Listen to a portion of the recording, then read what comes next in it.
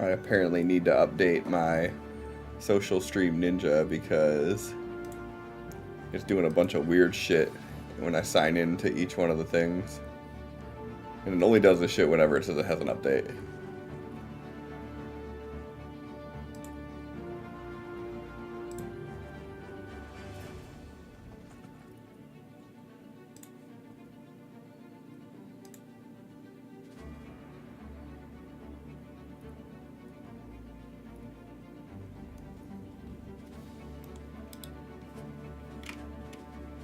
Can I just mute like Facebook Messenger altogether? You can mute the tab. Right click on tab, mute tab. I think It's she on means tab. like, I think she means mute like she doesn't want to get notifications for it right now. No. You can mute the conversations. Yeah, that's what I'm doing. There's too many that I'm involved in.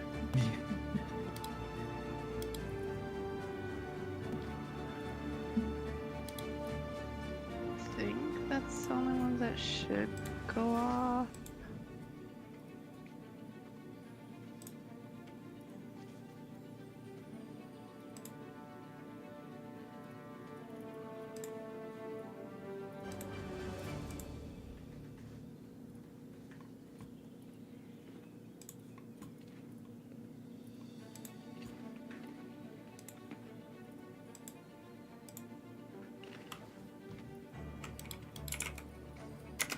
Apparently I really need to update Social Stream Ninja.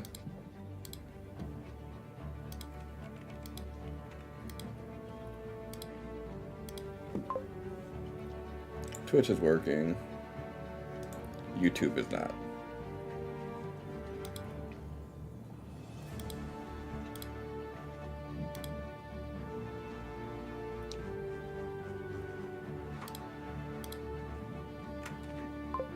Okay, YouTube's working now too. Ah, my leg.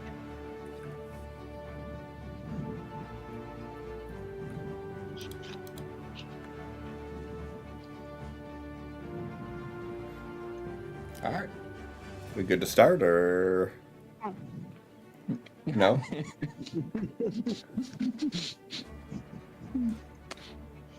That's why I sit when I'm over here for some reason. You're not wearing a skirt, you're fine.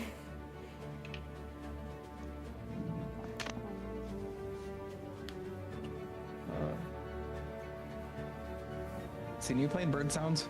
Hmm? Okay. Just making sure that's that and not something, one of my other 50 tabs I have open making noise. Now we can get up, start looking in the corners. The trees are talking. Oh, actually, I'm gonna grab this before I start real quick. Oh my god. It only took me 2 seconds. Not you.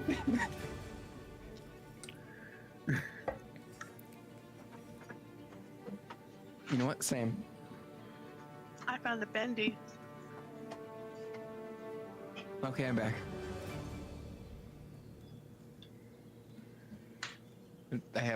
I keep cases of pop in my office because only time I drink them really is during D&D and, well, nice to Oh, have.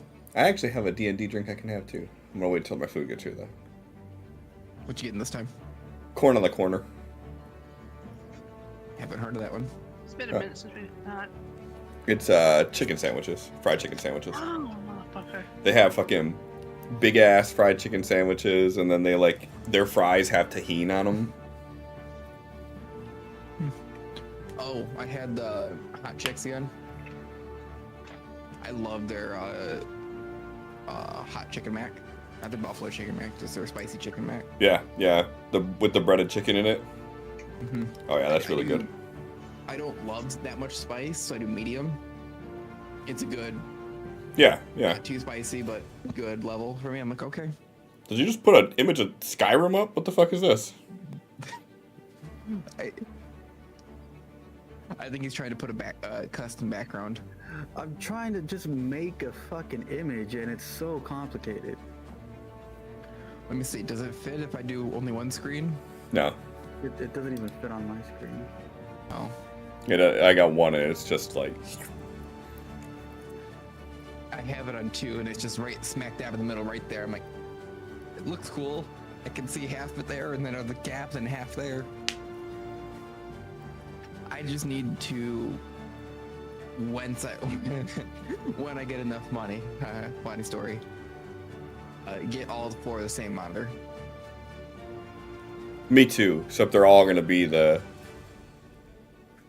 KTC one that I have. I don't care what they are. Just I want 4 32-inch monitors. I can hit 2 side by side and 2 upside down. So the bezel is always on the outer edge. I could do that, bop, bop, and then have 2 over here like this. Mm-hmm. Do 2 extra wide monitors on the side. And have them vertical. No, I think I'm good. I think I'm good with this setup here. 3 monitors. I might do another monitor for my streaming computer so I can just have like a full screen to edit on. I think would be the best thing. But I don't know where I would put it in this like setup. Not me saying I want to add a TV on this wall so I can have like streams up on the TV.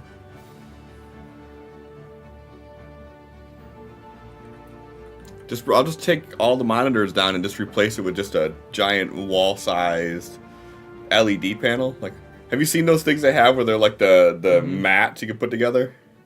Yes, I want one. Just a full wall of that for TV. Yeah, and then you could just Only cost the price of this house. Probably more than that. Oh, I know.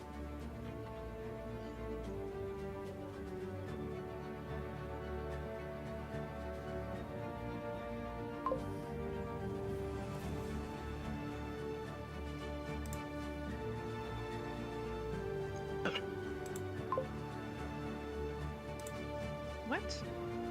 What? Twitch. What about Twitch? Twitch don't work on my TV apparently. No. We have it on there.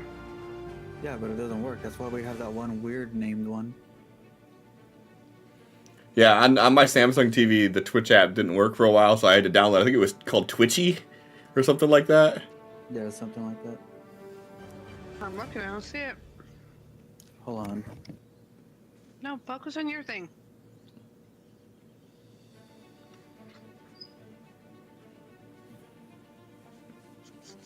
Twaku? Twaku? Christina, we're on YouTube as well. You can go on YouTube.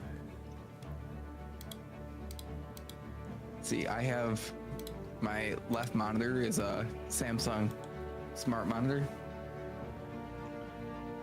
So I have a remote for my monitor. Nice. No, I don't kill my phone. There you go. Oh, good point. My phone is almost dead. I have an office charger. I just leave it next to my desk.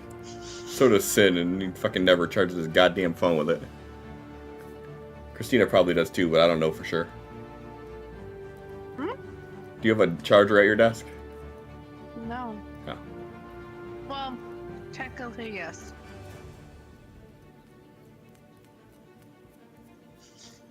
What does technically yes mean? Thank you. So I used to have the wireless one that you just put your phone down on. Uh-huh. But for whatever reason, it kept getting. No, you have it in the room, so don't you? It's somewhere in the house. I'm not paying attention, but and so now I do have a regular charger that's used for like the living room, but it's also technically like for me when I'm sitting at my desk. Gotcha. Where is it? Yeah, I got 2 upright wireless chargers. One that my work phone's on and one that my personal one's on, and they sit side by side. But now this monitor is so fucking big I can't see them. Like, I can only see the bottom half of them. So if you ever see me going like this, it's like I'm trying to see what the fucking notification on my screen says. If you had a watch, you wouldn't have to worry about that. Yeah, I don't like wearing watches though. I don't mind it. I just can't with work. I don't want to not deglove my hand. Well, like, I never wore rings before I got married. Like, I never liked wearing jewelry. I don't like wearing necklaces and shit like that. I just don't like things on me. The ring now I've gotten used to over the years, so now they don't bother me as much. But the watch, we have the, I have a watch. I just fucking hate it. It's cheap. We bought like little $35 watches, and like, you can get messages, but like it doesn't show emojis and shit like that. Like, it's really wonky. So I'd rather just not have it. But even with wearing that, it's like I'll take it off to go shower, and then like I won't put it on for like days because it's like I don't give a fuck. Mm-hmm. Like, I have mine literally is sitting in my box at work. I know exactly where it's at. I also have an allergy alert bracelet that's sitting in my car. I mean, for you, you should probably like that would be I a should good wear one the for you. second one. Yeah. Yeah. Do I? Sometimes.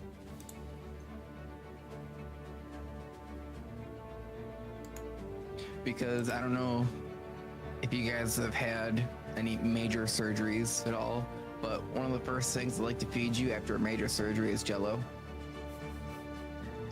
I can't stand Jello. Looking at him. I make them give me pudding. Pudding, depending on the brand, pudding can still kill me. Mm. So unless I have physically seen the box, I won't eat it. Sin, what are you trying to do? Are you still trying to fuck with the background? Huh? No, I'm done with everything. Are you ready? He was waiting for you to say. I've said I'm ready multiple times.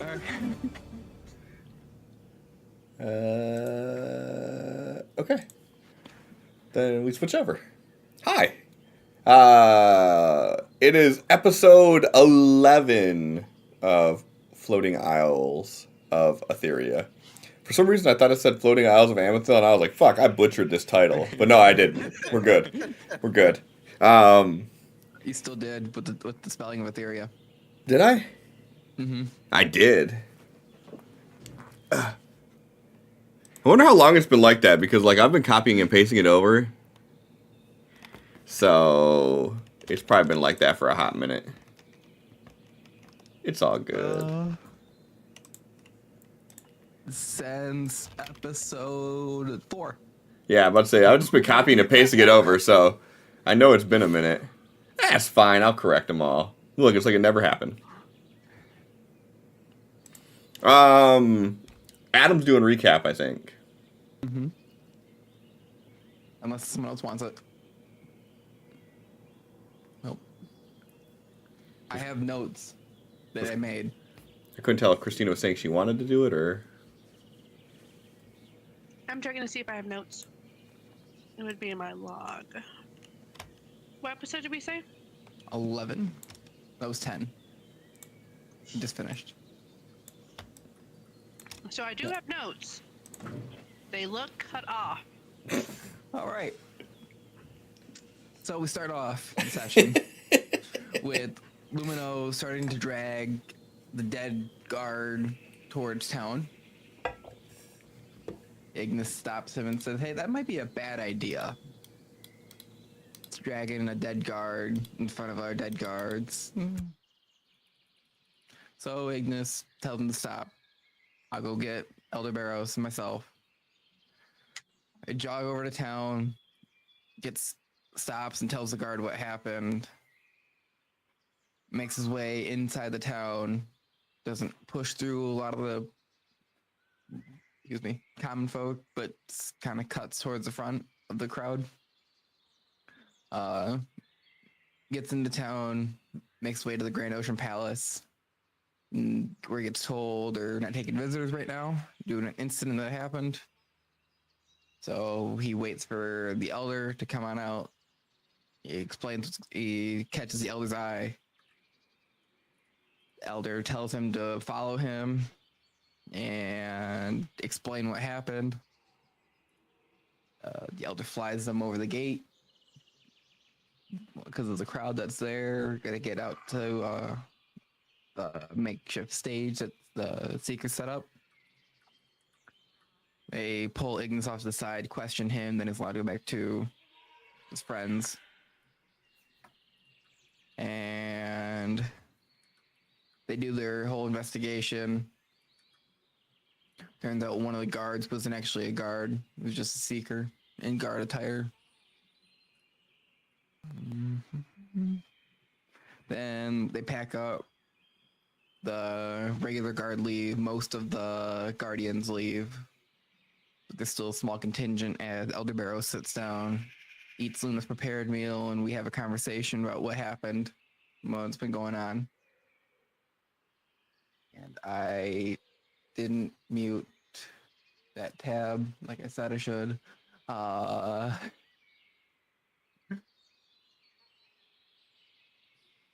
Says there's be more strict rules regarding the Seekers, how they're gonna bring all of them that they know in for questioning. Then we head over to Seeker's hideout.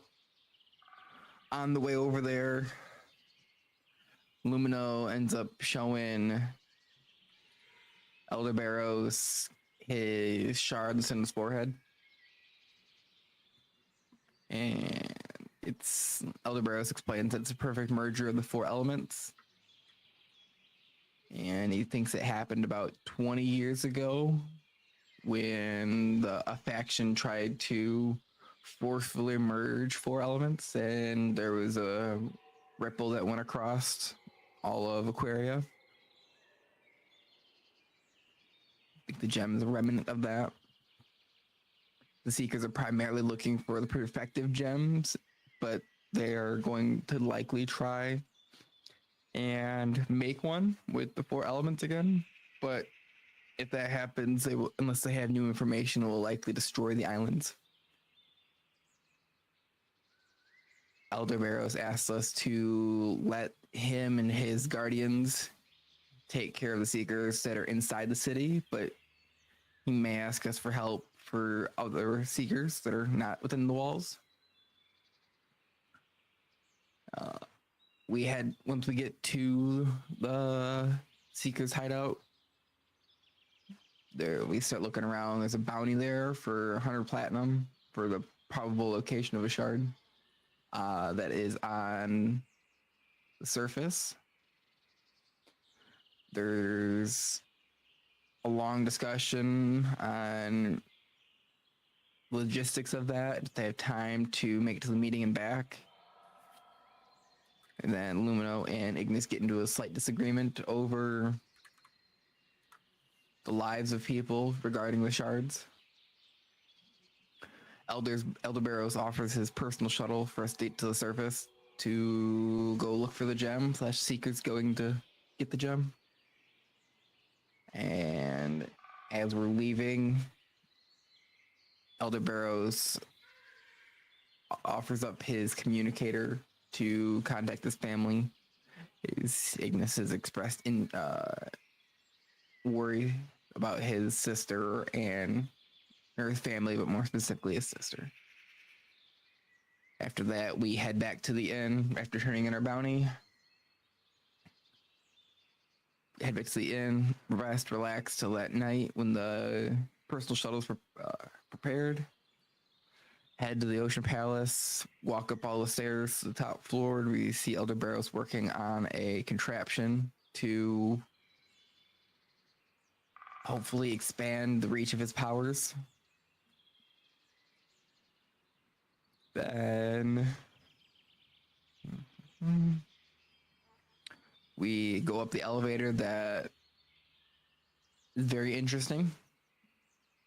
And we get told we have 7 days in. I'm going based off memory now. I don't have notes for this part. We have 7 days to get back to the shuttle once we land. I want to say it was 9? Was it 9? I think you have a week. A week. Anything past that week, they are going to leave. Unless we check in. Right. But if we have about 6 days in order so we can get back in time to actually go to Celesta with Elder Barros' ship. And yeah, and then I think we started heading down. So we ended it.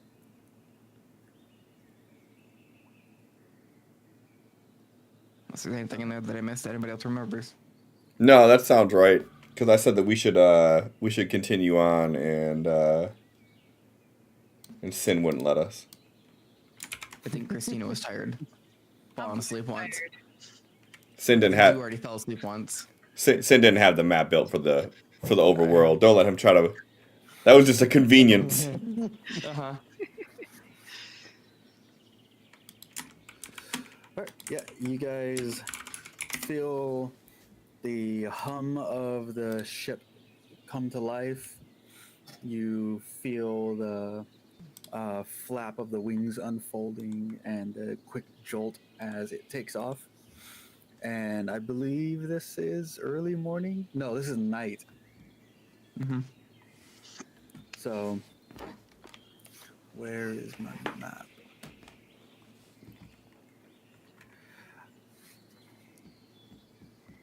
You all set off, and in the distance, the single blue moon is giving everything around you a tint of blue. The stars and clouds start to encompass everything that you see, and you all are on your way to the surface in a day's journey north, I believe I said. Where is my Aetheria map?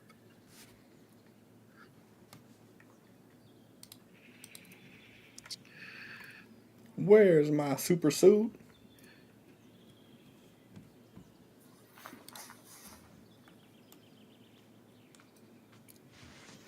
So, at the moment, you all are going to go off to the northmost part of Aetheria, and from there, a day's journey straight north, then from that spot straight down, and that's where the estimated location of this shard is.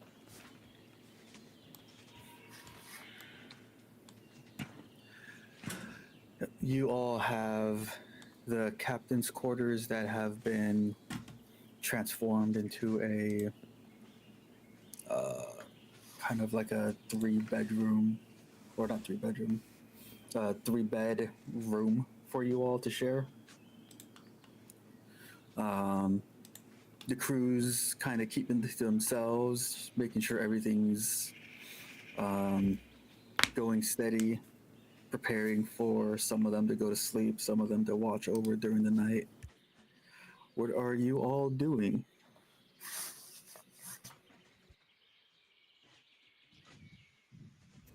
I mean, I don't have a whole lot I can do, I don't think.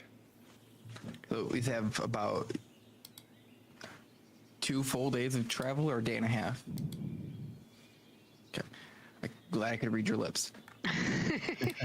Day and a half. Okay. Given the fact that we were literally just in a battle, we spoke. I don't think we've had any time to rest in between then, so I am going to find the kitchen, make some food, and rest. So I think we had a short rest, but that's about it. Yeah. Yeah, I think everyone had a short rest. Okay, why are you getting loud? Stop. Because Did you adjust it when you opened it? Yes, I adjusted it. Why did I adjust it when I opened it? I adjusted it like 2 seconds, and then you put music on, and now it's like fucking loud. yeah, you gotta remember how loud that one gets. Okay. Why? What? I don't know. It was there though. Oh, now it's gone. Weird. Well, it's because you don't use your freaking combat window.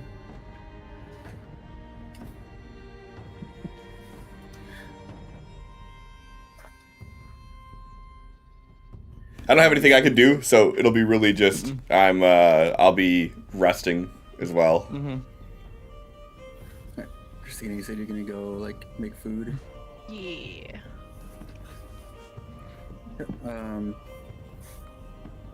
If you go down a floor, it's a single floor little airship, and a lot of the crew are like, some of them are sleeping, some of them are getting ready to go to sleep, and if you go down the stairs, if you walk behind the stairs, there's like the storage and cooking area that's currently empty. Like no other people are in there. I'm just gonna get to work cooking. A few people like come out of their sleeping bags and like look at you confused, then just don't mind you any business and go back to their sleep.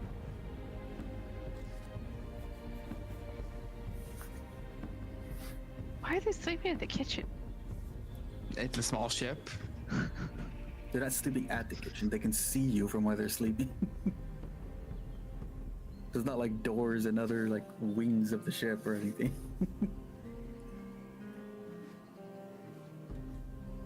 I mean, I'm not gonna make anything fancy. I'm just gonna make something quick. Most likely for me and Ignis. Wow. You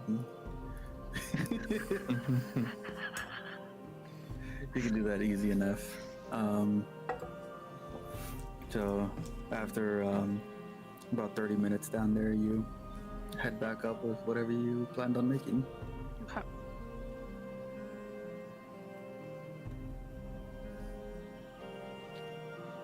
After reaching the room, not really gonna say anything, just gonna hand Ignis the food and walk over to my little chair and just start eating. Sit there and eat. Not really saying much. Say I'm gonna head to bed and go to bed. Yeah, same. Can go to sleep. I'm already sleeping. Not much else to do. How long does it take you to like do your rest mode? type Instantly. thing? Yeah, so you just like, all right, going to sleep. Boom. Sleep. Yeah, exactly. It's not too far from me in real life. I could have took an invocation where I didn't need sleep anymore. Oh, that one, I took that for Absol. And just spend 8 hours doing light activity. So you do that, we need to do downtime activity shit. Mm-hmm. This music is getting hyped, holy shit. Way too much for How what's going the on fuck am I right supposed to sleep? Right? now. Yep. Everyone manages to get down after a while and go to sleep. Nope, not next actor. Oh shit, combat started. Long rest for everyone. Get rid of our temporary hit points.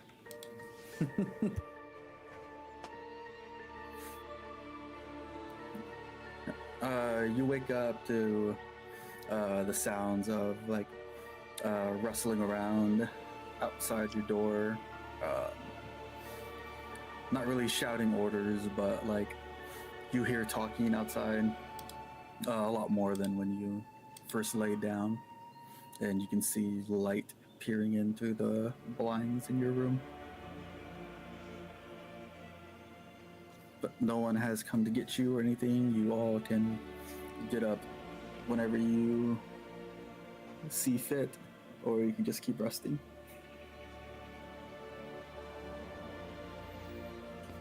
No, get up and just head to the desk that's in there.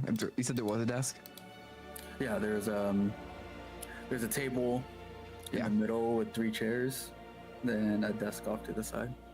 I'll sit at the table.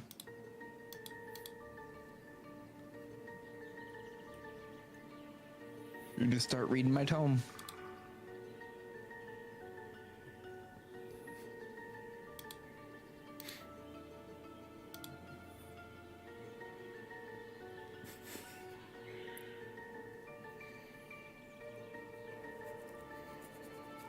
I was just here thinking, I'm gonna sit down next to Ignis and try playing the flute. But I'm not gonna do that. I am proficient with the flute, for the record.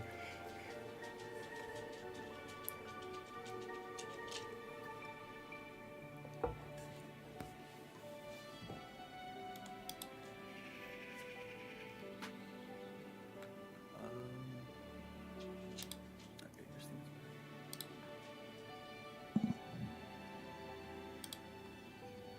What are your plans in the morning? I'm probably just gonna lay around, probably snack on whatever leftovers I had from the night before.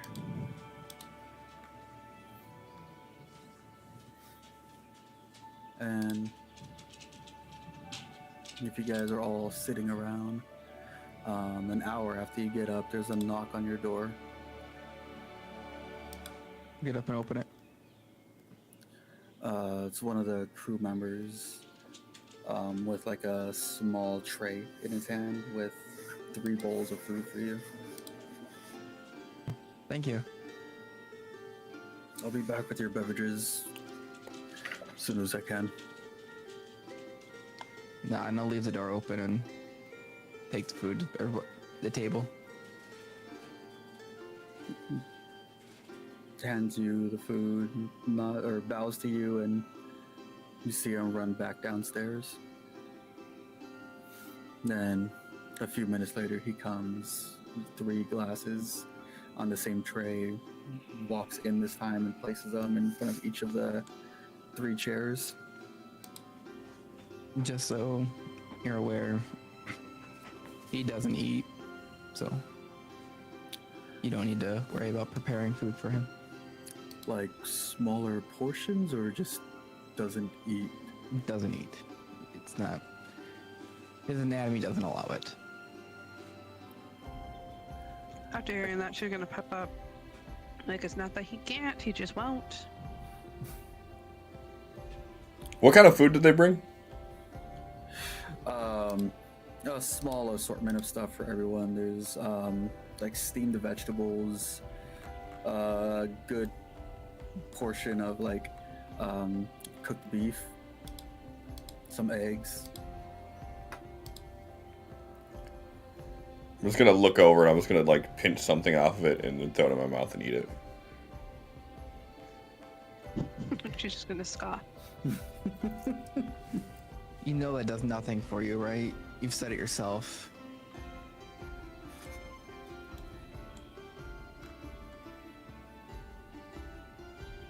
It makes me feel weird.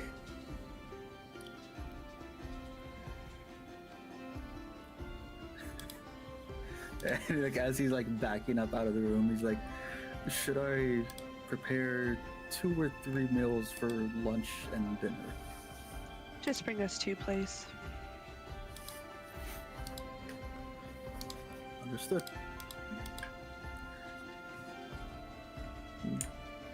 Slowly bows as he backs and closes the door behind him.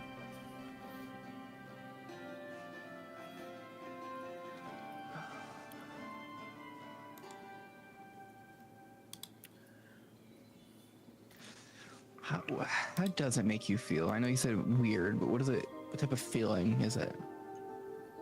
As they're talking, she's just gonna go and sit down and eat.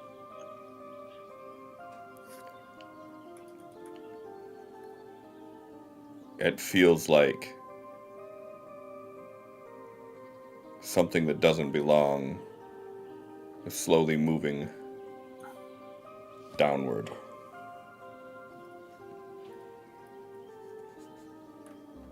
Okay.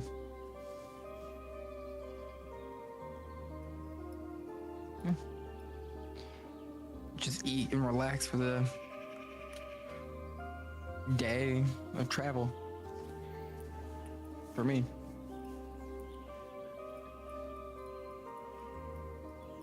For the most part, she's gonna just like be relaxing and like kind of taking inventory of everything that she has. But like after the donating, like she'll take the tray and stuff downstairs and just come back up real quick.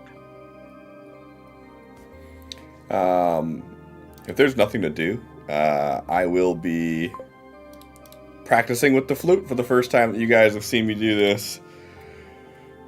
I don't really get enough time to, like, sit down and do nothing, so you'll see me pull out a flute and begin playing it and make a racket until someone tells me to stop it. So it's not completely incoherent. You can sort of make out a tune, but it sounds like someone that knows the basics. True. It's not terrible, but it's not awesome. Right. It's like you go to a school performance and there's like everyone's off key, but you're like, oh, I know what this is. Okay. For one, fuck you guys. I have rock fingers. How the fuck am I gonna play a flute good with rock fingers, okay? Hey, I'm not judging. Sounds like you're fucking judging.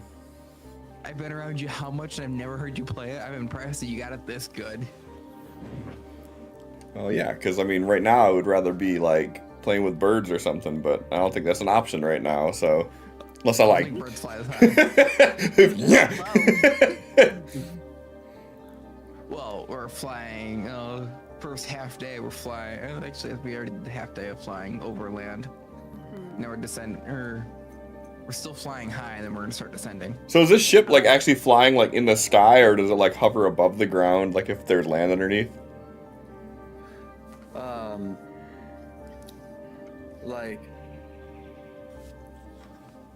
when you boarded, it was on the ground, so it has ways to land. But it, from what you've been told, it also has the capability of just hovering as well.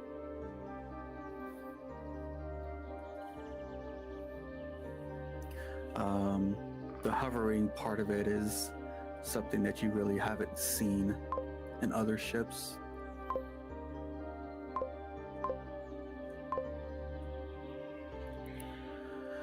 And after about another hour, after you've all had your breakfast, those who choose to eat it,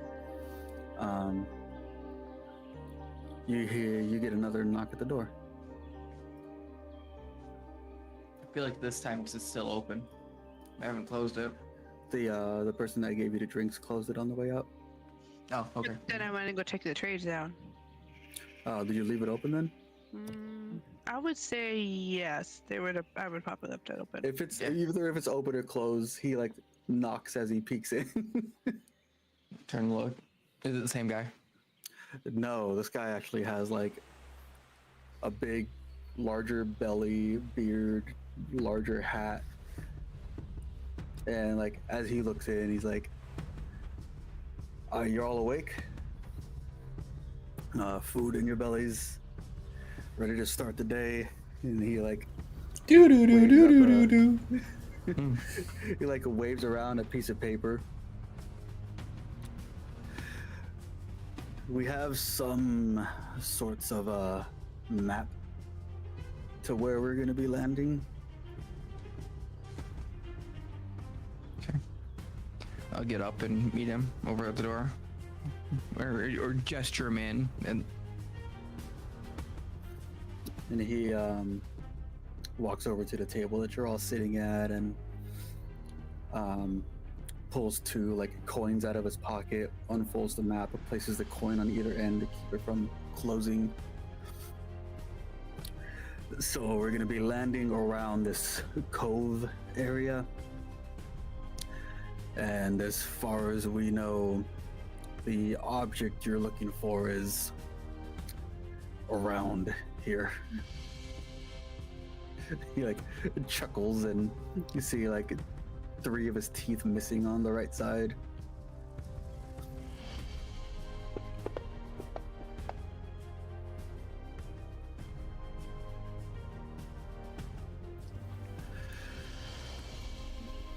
There's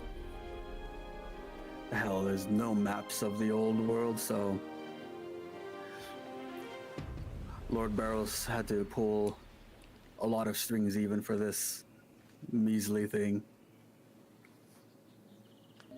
appreciate it nonetheless. How familiar are you with navigating the below? I've made a single trip down there, and that's the reason I told Barros that I will not be landing. I will drop you off, I will go up, and I will hover and await your call. What should we expect? If you are skilled in your ways, expect to use those skills. If you are not, don't expect to come back. Then I must continue to Chuckling. practice my flute. Are they chuckling while saying that? He's kind of chuckling, but it's like you can tell that he's nervous. Mm-hmm.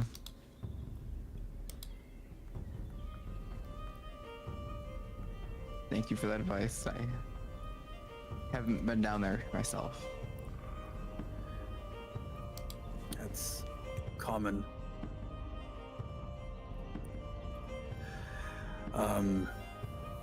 Don't. Anything that can talk down there, don't trust it.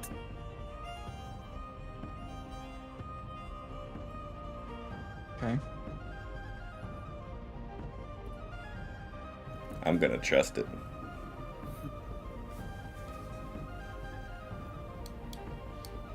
Why is this thing so fucking small? Because I don't know how to make fucking maps. No, like it won't let me like do like a bigger, like it won't let me make the size of it any bigger. No? Yeah. No, it's like scrolling. It's like it's not an image, it's an asset. Oh my god. Oh, you're sharing the asset of it. Okay, that makes sense. Okay, that's fine. You don't need to do much more with it. It's not like we're gonna glean much from this fucking thing. What is the question mark where we're looking? Or is that just a formation? He like turns it over, look at it, and he just like looks at you and shrugs. Well, I don't know where he gestured that we would know the location of where it might be. When he said that, he like slapped his hand in the middle of it. Okay.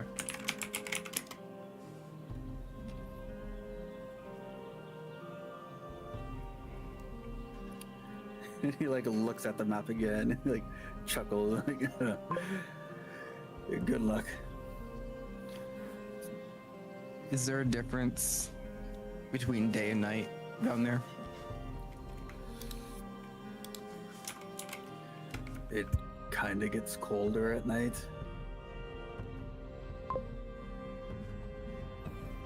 No difference in activity? None that we seen. Oh my god, this music is going hard again.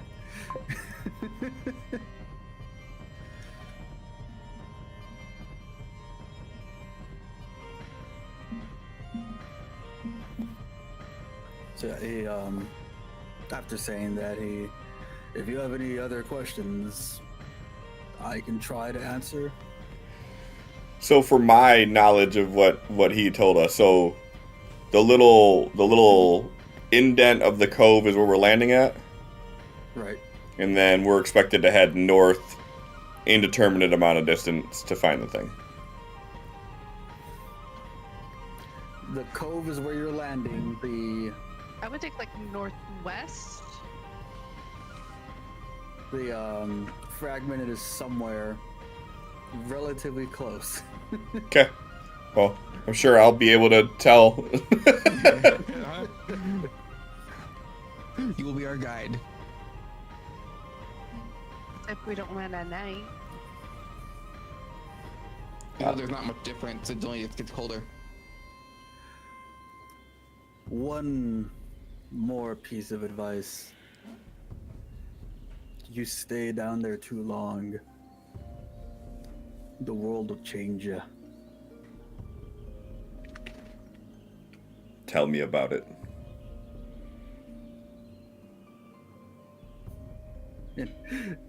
He like Well, I have one I can show you. And he like leans out the door, like, "Hey, Johnny, let them take a look at you for a second." And this younger kid, not too young, comes in, headband on and like kind of scarred up from the face down to the neck. And he comes in, he's like, "What you need, Cap?" "Let them know what happens if you mess around too much on the surface." He gets quiet and just nods, undoes his bandana, and when he pulls it down, there's another eye above his right eye, but it's like insectoid.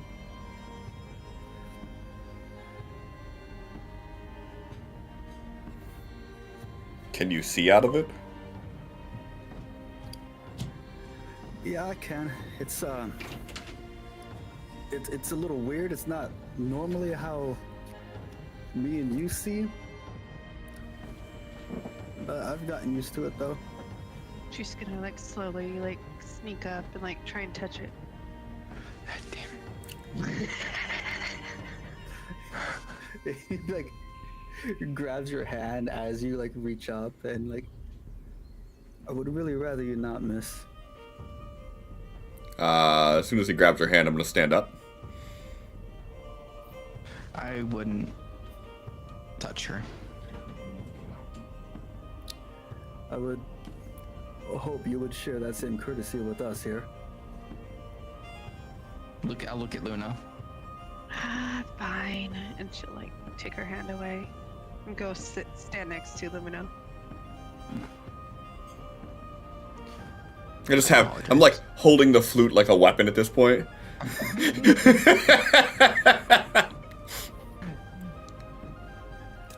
And the captain like puts a hand on Johnny's shoulders.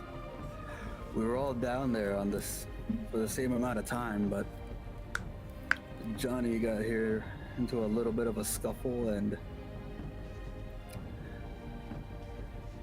some of the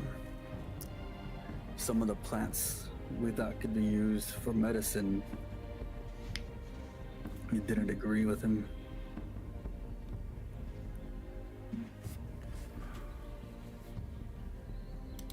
What did the plants look like?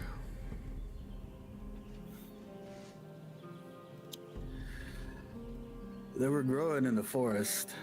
They had large leaves, but almost cactus-like stems.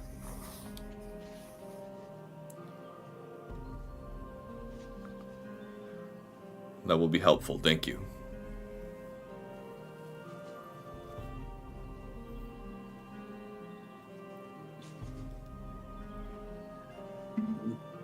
Nods. That's all the advice I can give you.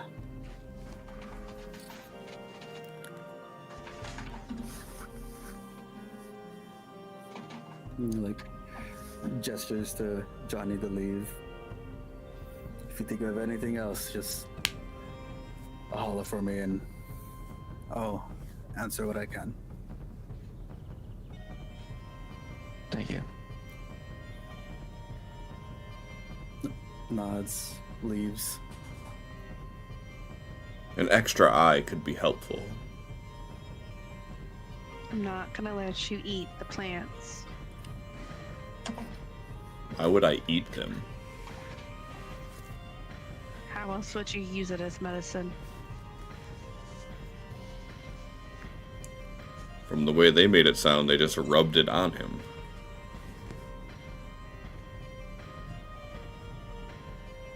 Either way.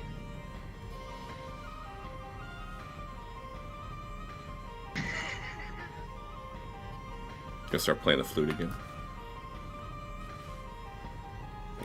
Music in the background is Lumina playing the flute. Exactly, I'm going ham. She's gonna go back and lay down and leave like a note for herself. Don't touch plants.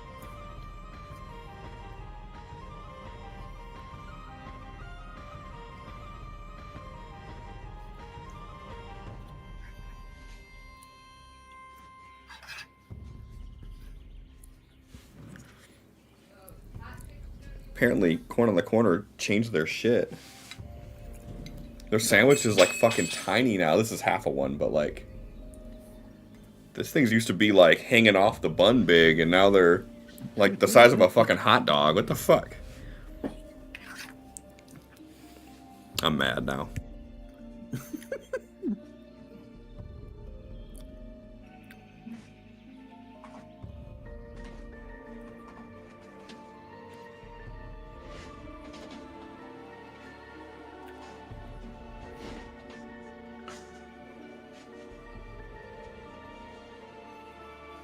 Okay.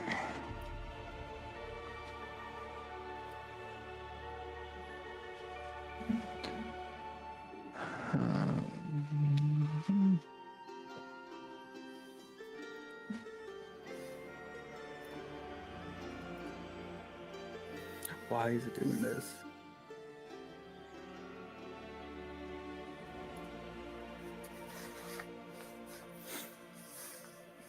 Alright, so assuming you guys don't really have any plans for the rest of the day.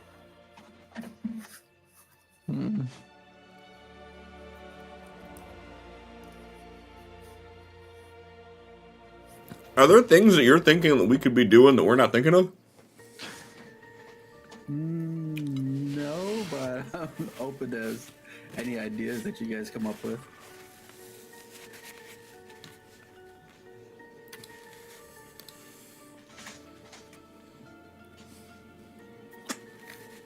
My guy is very limited in what he could do. What the fuck? Did you drag the little map onto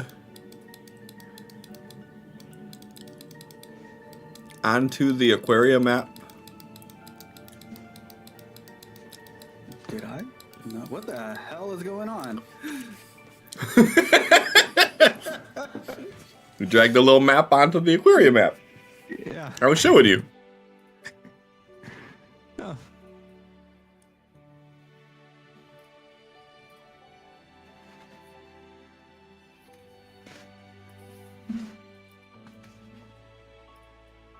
Oh, it's a token. It's gone.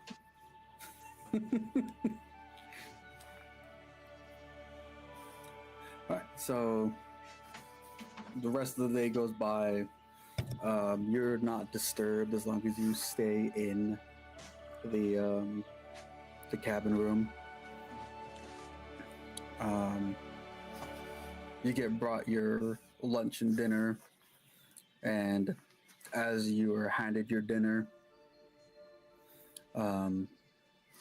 the person handing you your plate says, maybe hold on to this a little bit better. We're already starting our descent. Will do. Thank you. Can I look at him and be like, where's mine? No, I'm joking. I don't want to do that. As soon as you're finished, head out. The captain will find you and give you your landing devices.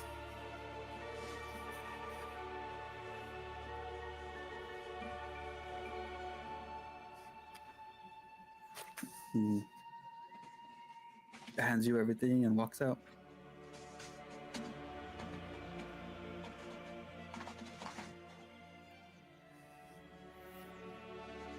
I have to take the.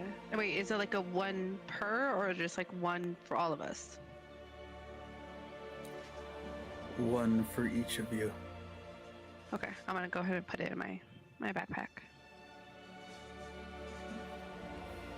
The what? Oh, The listening device. we haven't got there yet. We haven't got to that. It's once we're done eating. We're still talking to the person who delivered our food. Okay, my brain's like jumping ahead. Wait, what are we eating? All three meals have been the same thing. Not packed for diversity and shit. We all know if freaking Veros was in this, it'd be like 3-course freaking meals. Mm-hmm. I'm gonna have a complaint when we get back. Barros is one person. You were all three. After looking at the meal, I'm going to look at Ignis and tell him on the way back I am going to have a word with the chef.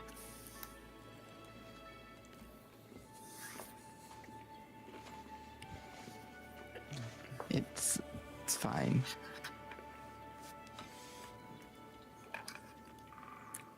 Sin's over here giving you guys a full English breakfast with beans and shit.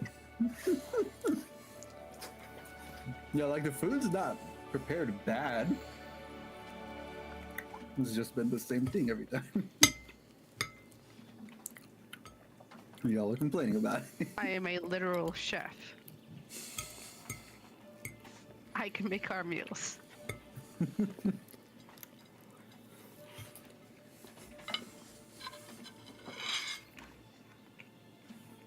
So after you all finish your food and head out onto the deck, the captain finds you and are you all ready for this? Ready as we'll ever be. Come below deck with me. I have some supplies for you.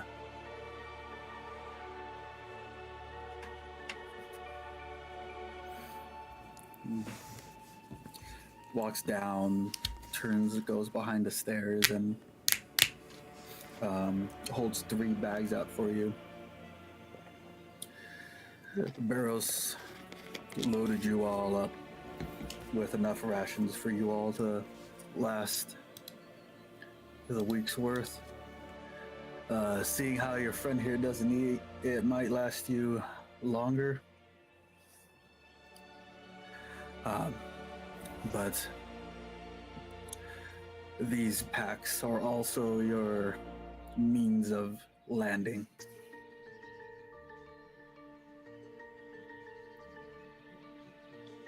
Okay. How does that work? You put them on, strap yourself in, and you jump. If one were to jump off without doing that, what would happen, Sin? Without strapping them on or without the backpack, period? Yes. Fall damage is a thing. How far above the ground are we?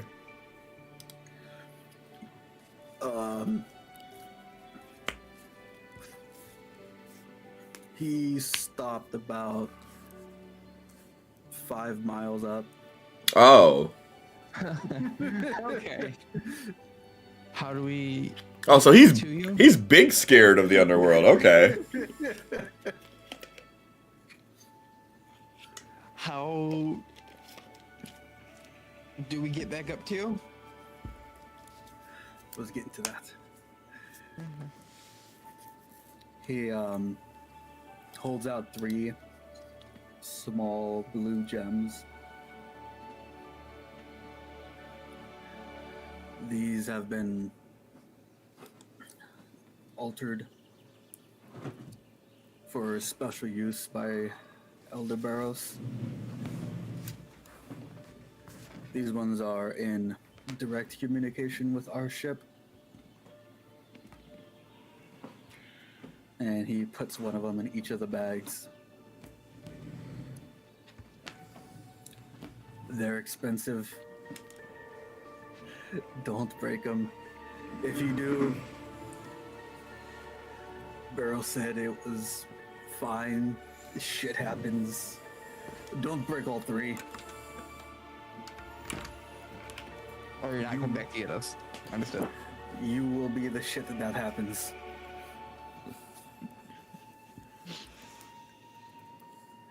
Chuckle and nod. Do I have an item yet? Item? Did he give me the thing that I'm not supposed to break? He put it in the bag. Mm-hmm. What bag? The bag that he just gave us. That he was holding. The bags you're about to give us are way down. The parachutes. Yes. The bag. He hands you the bag. He hands each of you your bags. She's gonna put it on and just kind of scurry away. So let me tell you how to use the bags. Luna.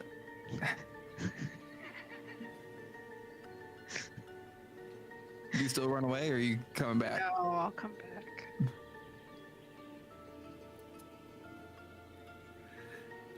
These are magically charged.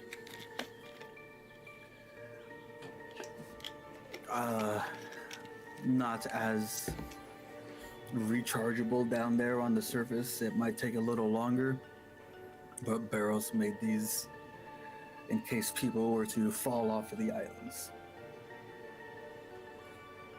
If it's a one-time use until it recharges. When you're falling, you have a strap you can pull, and that'll activate your feather chute. If for some reason that doesn't work, you have a secondary strap. If for some reason that doesn't work, pray to whatever god or goddess you believe in. I don't believe in the gods.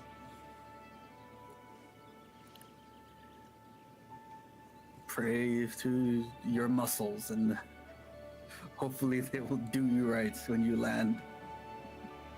As he's talking, does Lumino have his bag on, or at least have the bag? I'm just holding it like this. Okay, I'm not even gonna say anything. I'm just gonna walk over and just like start help him put it on. I'll put mine on, strap into it. Okay, that one's good. And that one's the oh shit handle. Okay.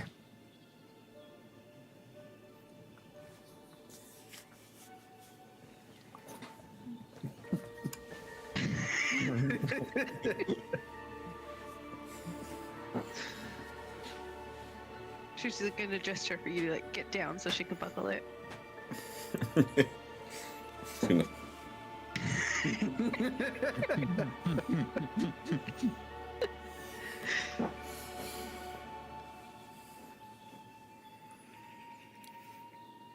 It slows the fall. He used some kind of feather spell to make these when you land, don't lock your knees. Lower body, keep it loose, and you won't break anything.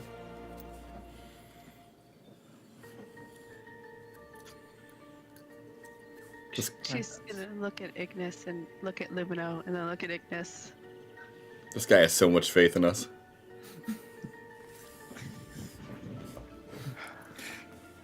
These were made relatively new, recently. So, I trust Elder Barrows and his inventions. He like pats you on the back. Good luck. Well, we just walk off. Yeah. I am gonna be like, so guinea pigs. No. And he walks away. Luna can fly, so it's fine. I'm not so much as worried about Luna as I am Lumino. The rock. I can fly too. About the legs. That is what I'm worried about. Listen, I can get to the ground faster than all of you, okay? Yes, you can. And as long as Luna is flying and has a potion, I'm fine.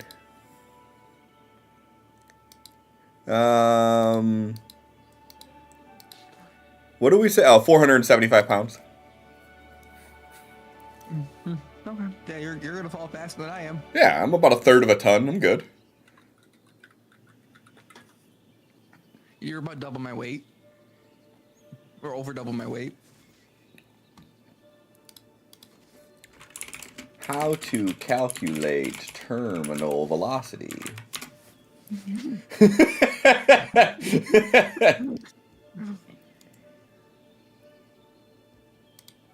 Hey, they have a terminal velocity calculator. Hell yeah. Terminal velocity for a human body is about 120 miles an hour. Yeah, but I don't think that. I think the weight is one of the factoids, isn't it?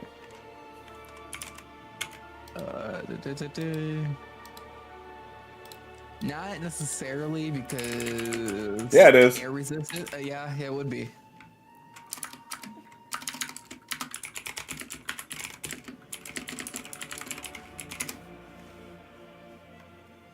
The average human body is about 1.7 meters squared. So I'm just gonna give me a 2 meters squared. Oh, okay. Hey, Sin, I need to know the density of the gravity of this planet. Oh my god. Joking.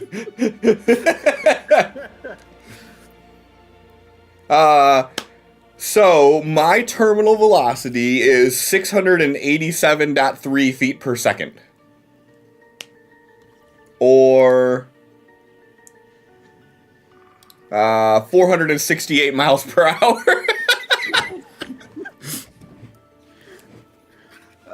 I'm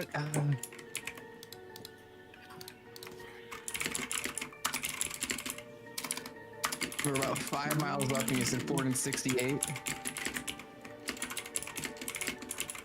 So it would take me.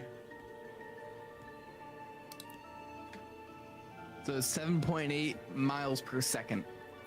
Or miles per minute. 7.8 miles per minute. So it's gonna take me less than a minute to hit the ground. I'm gonna have to be remembering which one was the backup chute, which one was the primary chute.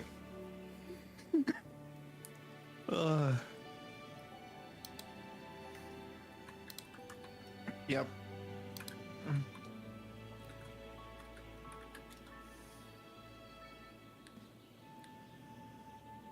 So it would take me approximately 38.4 seconds to travel 5 miles.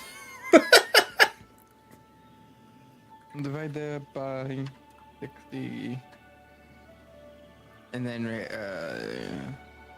so 0.13 miles per second. And I just picture Lumino with a stone cold face. so that's the thing. That is the thing. How is Lumino gonna be falling? Is he pencil diving? Oh yeah. That's the thing. Like if they said walk off, it's just gonna be walk. I'm just a bullet. Section. That's gonna drop your area. Instead of, because 2 meters is about like this, is your wingspan stretched out. Well, no. So the way you calculate it is using cubic meters. This is meters. This one I'm looking at meters squared. It's gonna be the area of. Oh yeah. You're correct. Yeah. So I would put that down to like a half meter, and that would be more accurate because if you're gonna be pencil diving. It's not nearly as fun. Oh, that's fucking 937 miles an hour then. Yeah, you're on the ground and very quick. At 937 miles per hour, I'm on the ground in 19 seconds. So pull it, you step and you pull. Yeah, just I'm here.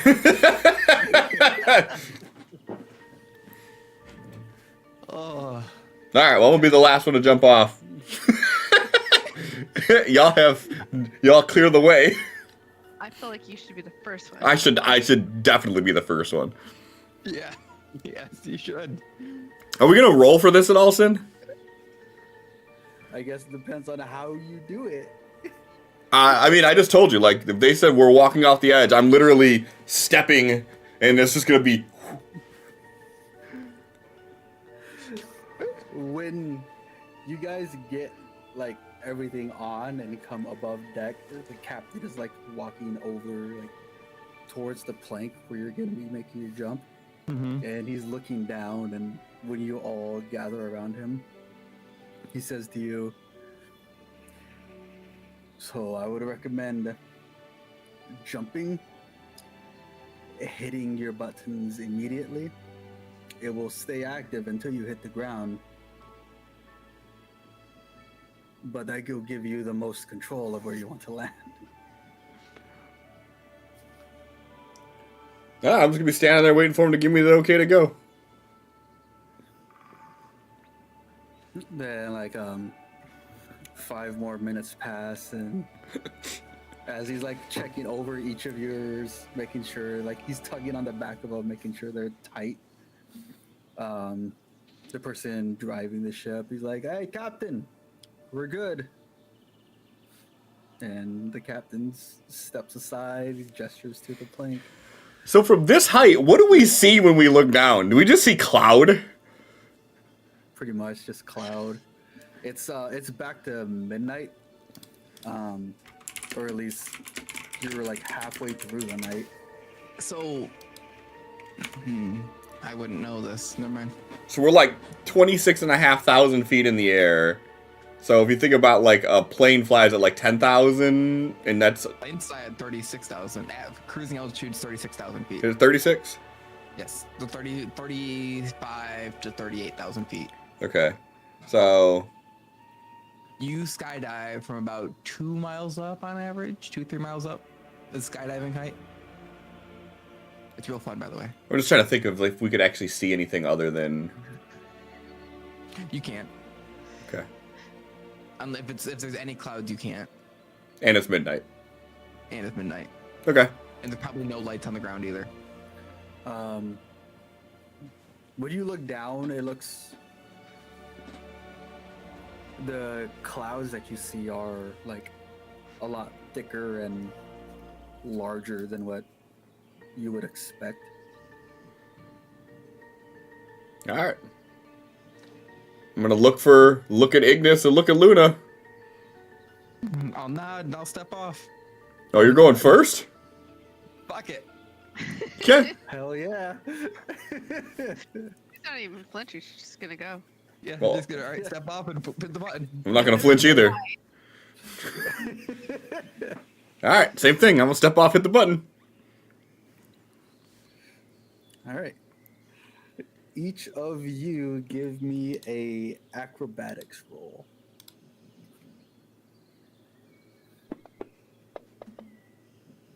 Fuck.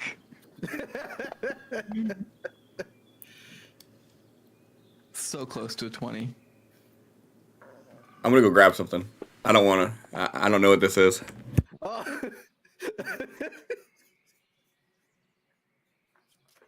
What is it? Yeah, what's that? What is it?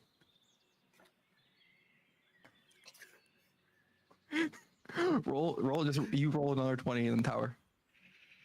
Just so he doesn't, to confirm his. I'm gonna roll it somewhere else. Okay. Did I turn into dust?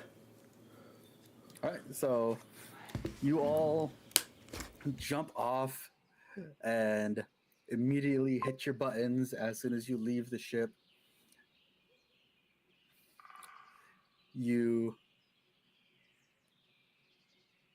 That might be hard, Megan. That might be real hard. So you all jump off, immediately hit your button as soon as your foot leaves the ship, and you start your descent. So it was Ignis, Luna, then Lumino? Mm-hmm. All right. Where are you planning on landing, Ignis? I can't ping on the picture. Hold on. 'Cause it's not a picture. We got a picture?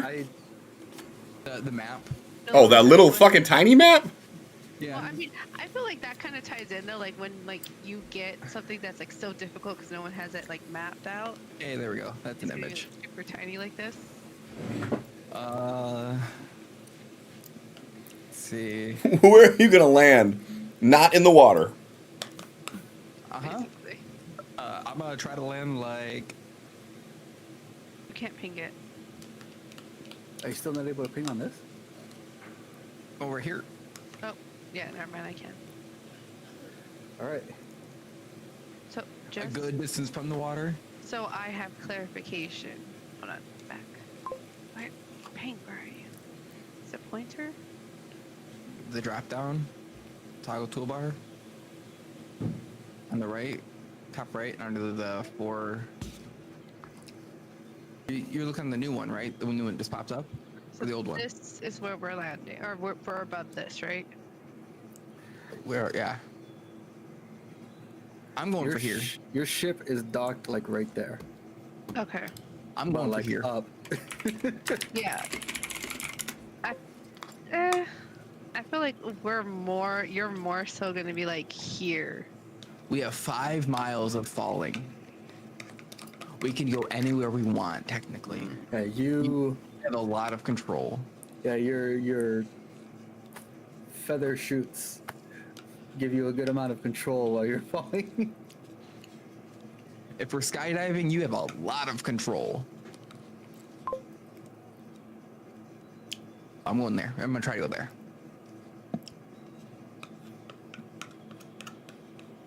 Alright, and I'm assuming everyone else is following suit. Yeah, since he's the first one that went, I'll follow him. All right. So I need Luna to give me a perception roll. Also, Sin, if you want to reveal the number from the dice thing, you just middle click it.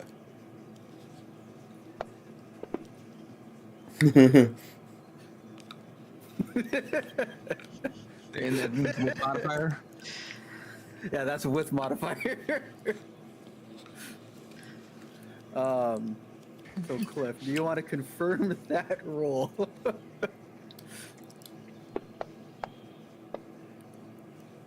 Okay. Lumino, I need a perception from you at disadvantage. I'm about to say, you sure? Do I get any? No, you're not trying to follow people. Oh, I see. Oh, fuck. What are you breaking? I clicked on wisdom and changed it. Okay, not bad, at least. Also, I do have the Wanderer feat that I know general geology and, like, geographical locations. I don't know if that helps with this or not. You're trying to follow me, if I'm not mistaken. Yeah, so floating down at 60 feet per second, Luna's trying to keep track of where Ignis is, and Lumino's trying to keep track of little Luna. See, y'all should have let me go first. Then you'd have a big impact crater that you'd be able to tell where to land.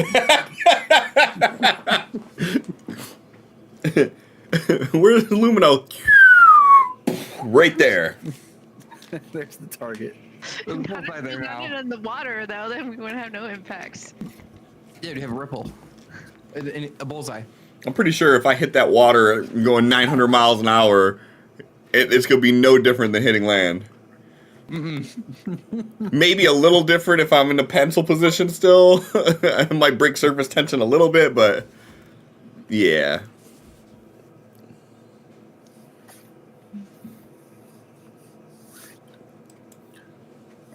You all fall for what seems like an eternity.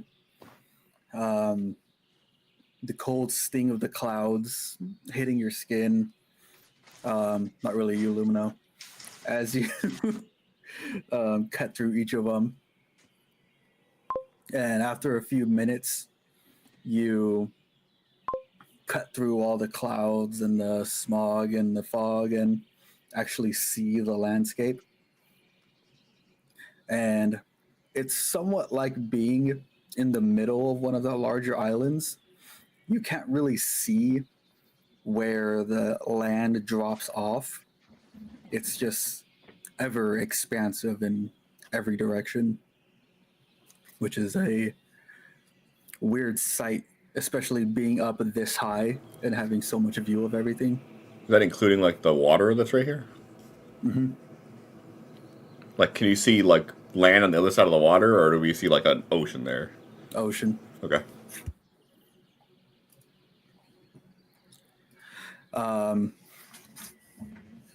You see a few different coves that are all around this area.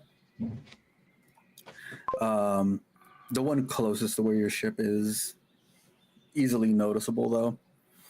And you notice that the land wraps back around you and continues off in both directions. A mountain ridge to your north, somewhat like beachy area to the south, and a forest area all around. And you all notice Ignis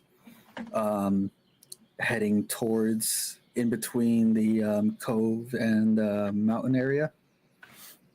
And as he's falling, you see him doing these weird moments of movement where he's going in a certain direction, then he like gets tilted to his side and blown south, then goes back in that direction. And it happens a few times, and as you are all trying to correct yourselves, trying to follow suit to where he's at, you start to spread out more than you would like. And Ignis, you manage to land around here. Okay.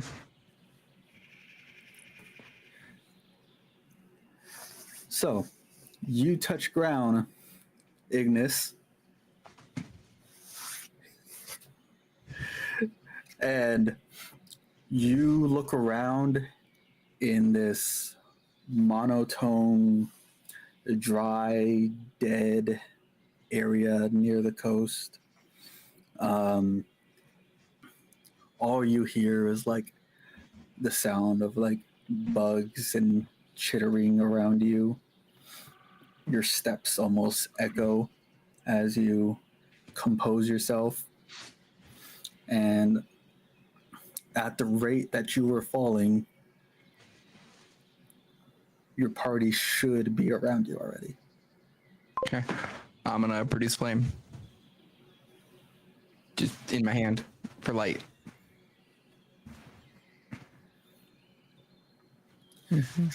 Luna, What's up? as you're falling, trying to keep eyes on Lumino and match his descent, as you see him going in for a landing, one of the gusts of wind catches underneath your wings, and you get blown to the east, a ways away from him. You land around here, almost falling off of the cliffside into the water.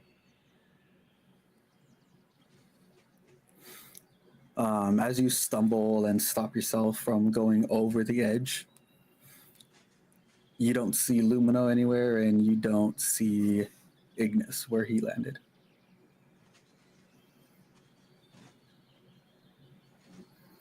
Okay.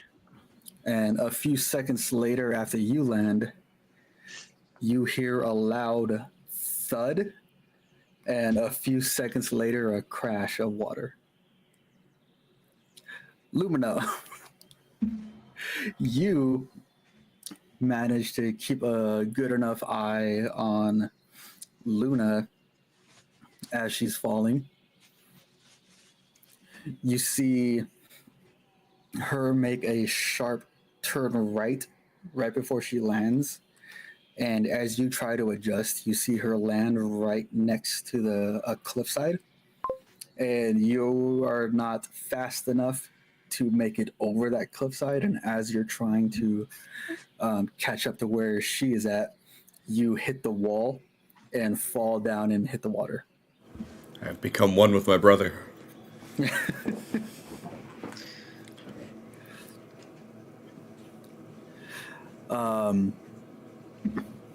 What is everyone's first actions or plans as they compose themselves? I'm gonna yell out, "Little one!"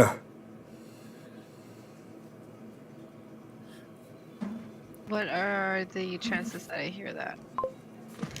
Give me a perception. I feel like I would have looked to see what that noise was with the thud, regardless. Did I hear the splash? You are probably too far away to hear that.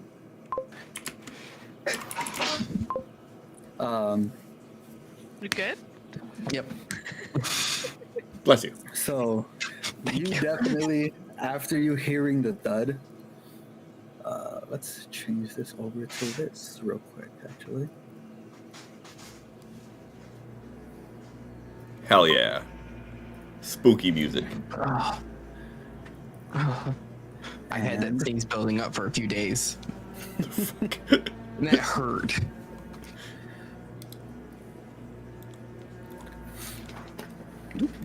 Let's open up everything. Boo, we've seen this already. No, you didn't. All new shit. Hey, there's a ship. Ship actually there? So, as you hear the thud and you look over the edge, you catch a glimpse of Lumino falling and like landing on his back as he hits the water. He's on like the rocky shore part that hits the water, so he's not submerged. And you hear him yell up as he lands. I'm gonna go ahead and yell back. Lumino, I see you. Are you safe?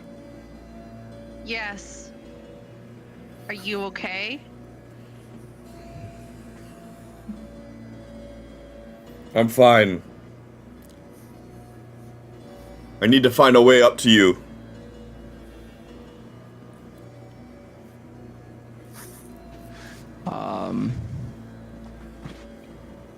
Not seeing them anywhere around. I believe that's just a cantrip. Yeah. I'm gonna throw the flame I have in my hand just up in the air, more like a flare. Luna with a 13 perception, you would definitely notice that out of the darkness and fog everywhere, a single bright light shoots up into the air behind you. You have seen me do this before. There we go. So I was trying to open the image because I accidentally closed it. After seeing the flame go up, I'm gonna yell to Lumino. It looks like Ignis is shooting fire into the air.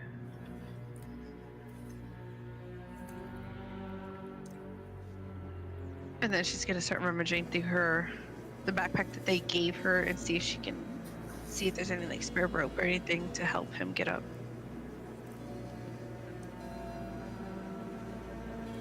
Well, I guess the question is, would it be better for her to fly down to me and us to go to Ignis, or would it be better for me to climb up to where she is to get to Ignis? The cliffside is about 150 feet. Yeah, no, I can't glide down that. You can climb just as easily as you can walk, though. To your west, the cove kind of slopes down to a part where it's at sea level. So there is that way if you want to walk that distance, then walk up. I mean, whichever way makes logistically the most sense of which way to go. I mean, I'm going to go that way. I'm not gonna climb a mountain if we need to go double back this way or anything, you know?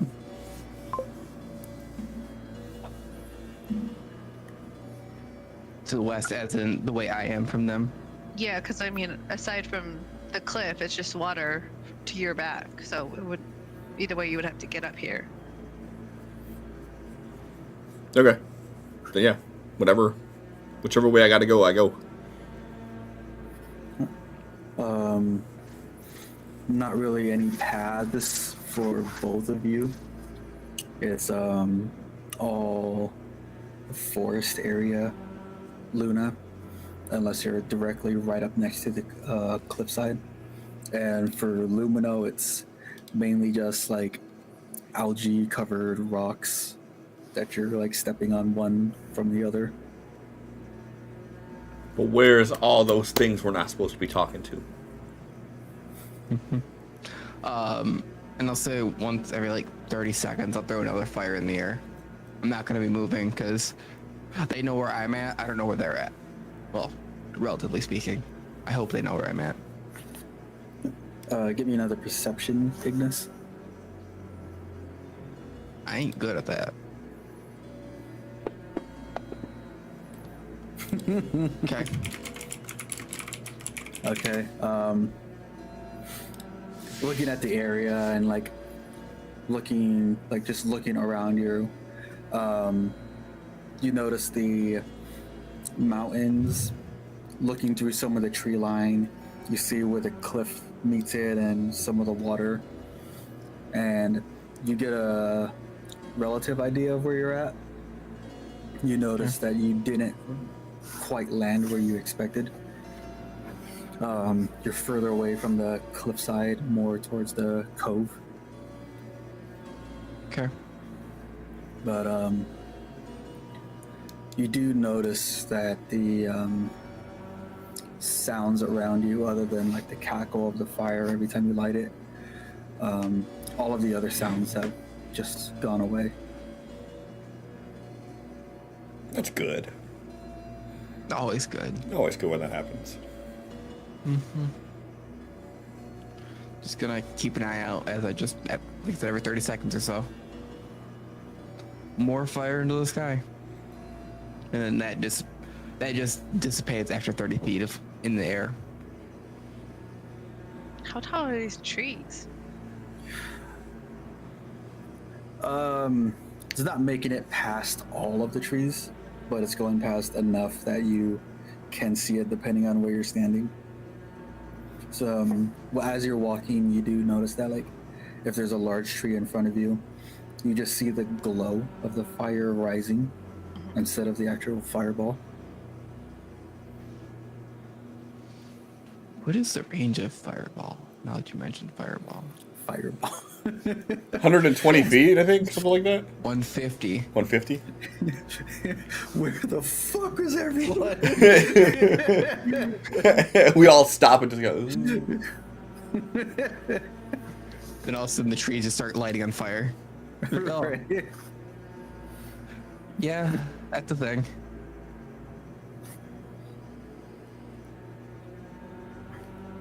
And after about 15 minutes or so of walking, you finally meet up. Luna, you're walking along with Luna, right? Once he gets to me, yeah. Well, like you're meeting No, me. Oh, yeah. Okay. Yeah, and so after 15 or so minutes, you meet at the edge of the cove. And if it matters or not, I'll keep yelling out to her periodically just to make sure I can keep hearing her. So if I lose sight of her, then I can follow her voice. Yeah, same here. Yep. You guys meet, and Ignis, after about 15 minutes, would you still continue to be throwing them? I'll do it for about an hour, maximum. Okay. I just know it's like, that's a big area. There's a long fall. But you're staying put? Mm-hmm. Just keeping an eye out, looking around, I'll move a little bit if I have like if I see a clearing in the trees, I'll move over there, but I'm not gonna go too far from where I've been launching the fireball.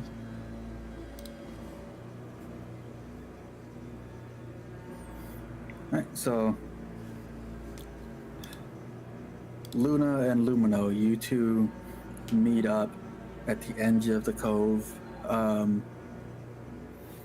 Not really much here. You see off in the water a distance a abandoned ship, no sails. One of the masts is toppled over, and closer to you, there's like the remains of a dock. But that's kind of all there is around you. Yeah. I mean, I'll just once I meet up, I'll offer her to ride on my shoulders if she wants to, and just keep heading in the same direction towards Ignis's fire trail.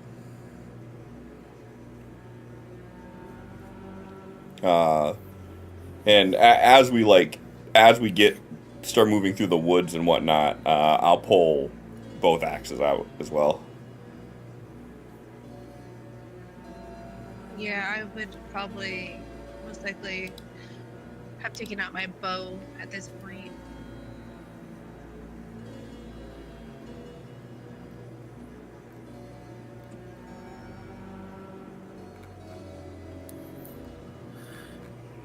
Yep. And What are the chances that you can yeet me into the air so I can glide down if need be?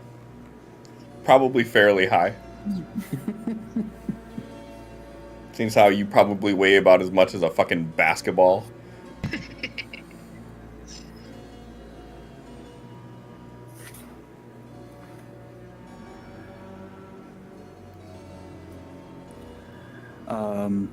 yeah, so you start making your way. There's no real path in the direction you're walking. When you were at the edge of the water, there was a path going more west than to the north. But you cut off and head into the woods into the direction of Ignis. Yep, I'd just be beelining and I'm not going to take any chances for that shit.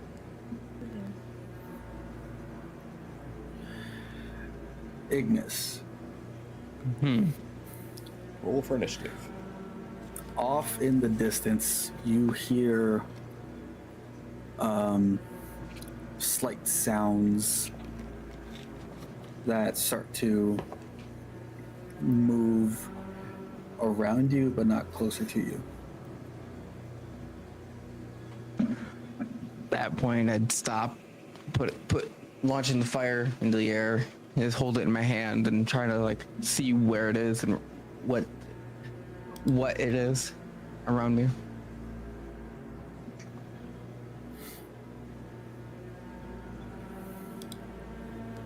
It's probably just a puppy.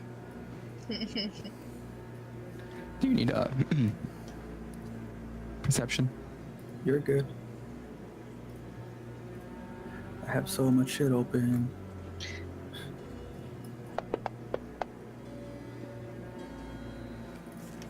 Their stealth roll is only an 18 unless they have a modifier. So, as you stop and you hold the flame in your eyes, as you're looking around, you can't catch an image. You like hold the flame out in front of you a little bit to light up the area even more. And after a few minutes of searching, trailing the noise as it keeps moving in different directions, you notice a hand gripping the side of a tree, and when the light shines there, you notice it disappear. Bad puppy.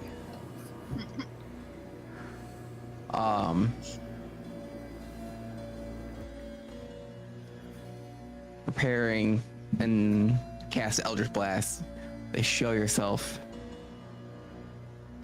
as crackling orange energy starts crackling in my other hand.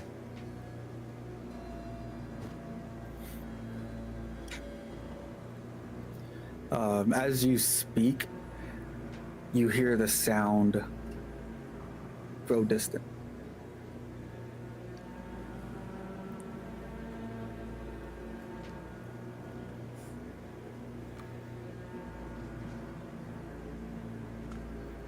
I'll just blast fade and I'll throw another flame into the air.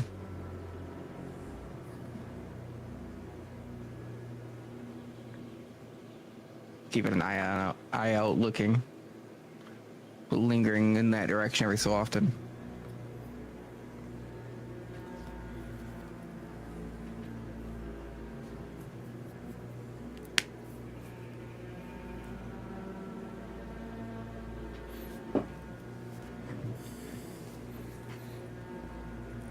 That was our one lead, and you scared him away. After about 5 more minutes of waiting around for them, another firebolt into the air. You feel exhausted.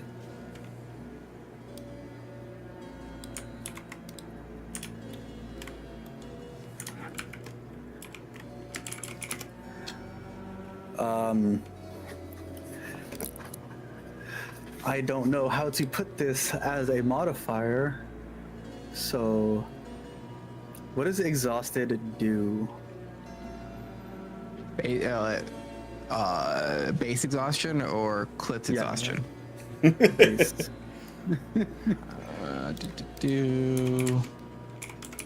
Disadvantage on ability checks for level 1. Okay. Well, at the moment, you're gonna have a -1 to all your ability checks. So, Cliff's exhausted.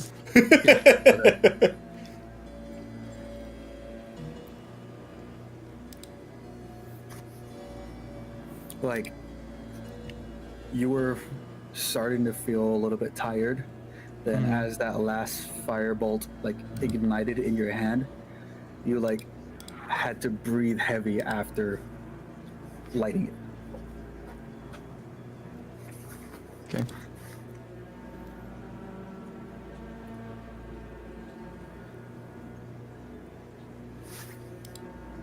And around that same time, when you're like holding it in your hand, like breathing to yourself, The last one, right after I get exhausted, I'm not going to throw that one. I'm just going to hold it for light for myself. as you light that one, you notice in the direction of the cove more footsteps, heavier footsteps. Same thing. I'll start preparing Eldritch Blast. Same crackling orange energy. Them getting ready to. If I see someone hostile, I'm gonna, launch Eldritch Blast at them. But Define hostile. someone coming at me,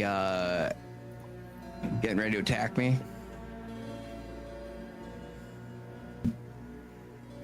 But if I notice it's them, it'll dissipate.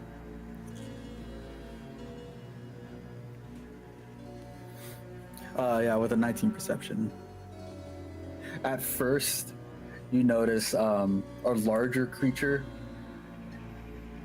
that looks like it has 4 sets of arms, 2 in the normal position, 2 around where its head should be.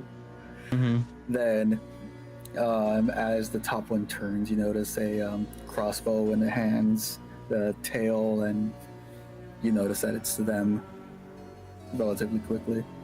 Okay. Realizing it's them, I'm just gonna sit down and take a break, take a breath.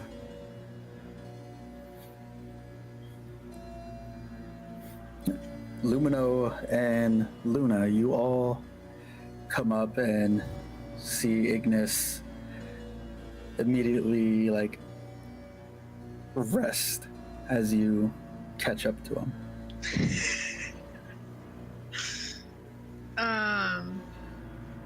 As soon as I see him falter, I'm gonna go quicken my pace to him to see if he's okay. Both of you give me a perception check.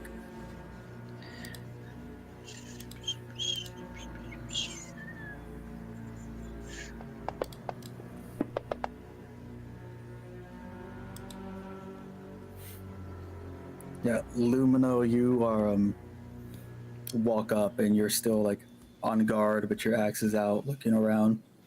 And Luna, when you walk up and check up on Ignis, you notice bluish black bags under his eyes, and the bottom half of his eyes are also tinted blue.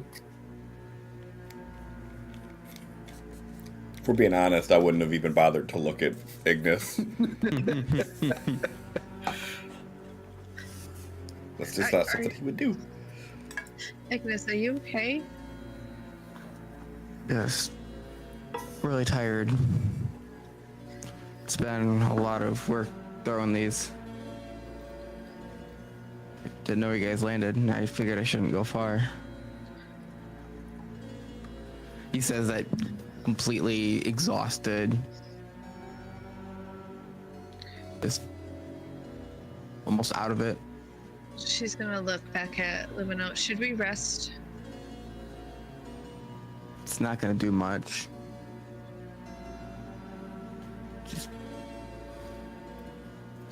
It's more than just being tired.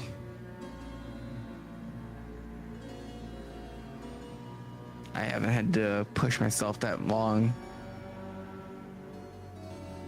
in a while.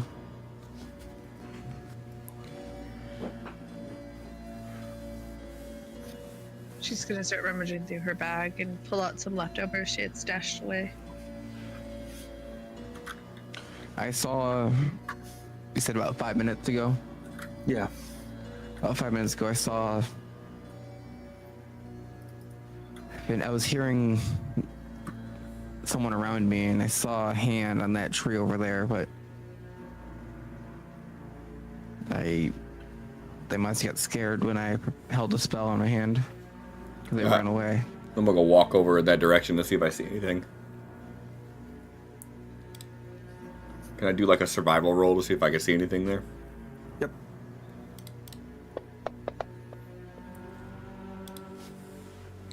Yeah.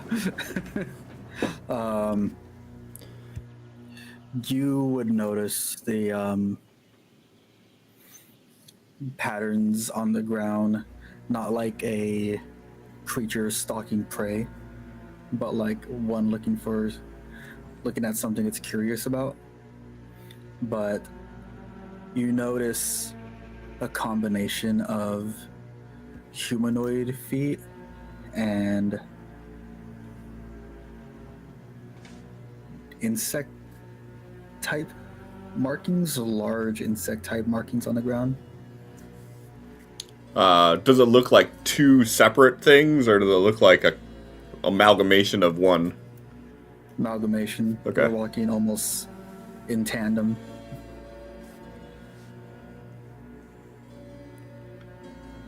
I'm gonna sort of look it all over, get an idea of it all, and then head back over. Be like, I think we had another Johnny.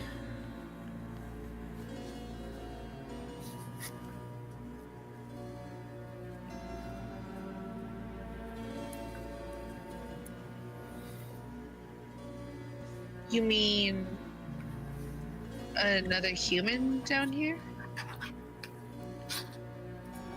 There was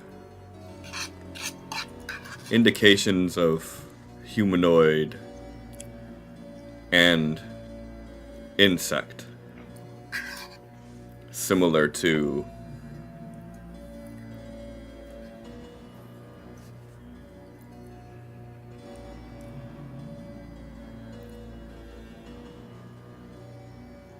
Just nod. We should get going.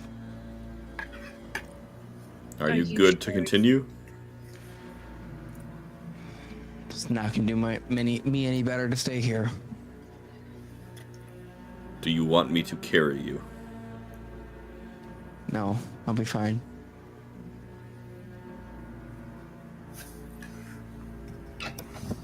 Spin the axes. Let's go.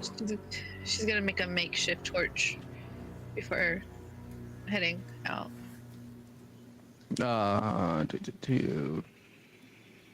I have torches on me, so. Even better. Even better. Luna makes a makeshift torch. You just pull out a real one. Fucking show off.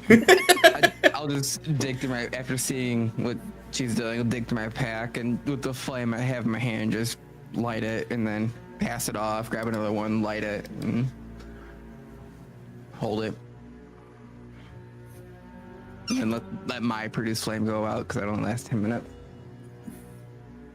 I feel like a torch lasts a little bit longer than 10 minutes. I don't know. We don't know the rules of this world.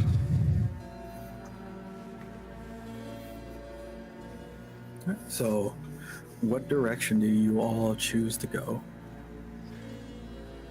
Lumino, do you feel the shard anywhere?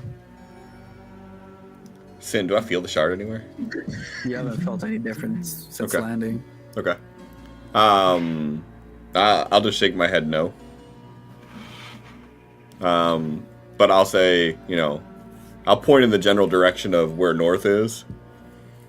And say,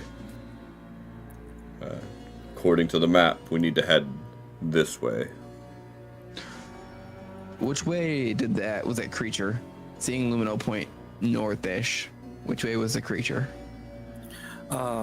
Slightly to the left of that. Should we go to where the creature last saw the creature?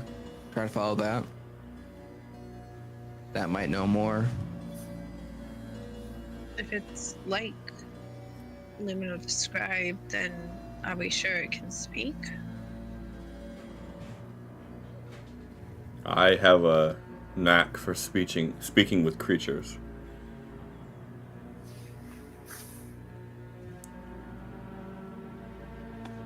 And that's, if you guys are okay with that, I'd say we go that way. Yeah, just start heading in that direction. Mm-hmm. I don't like that laugh. Laughing at Jay.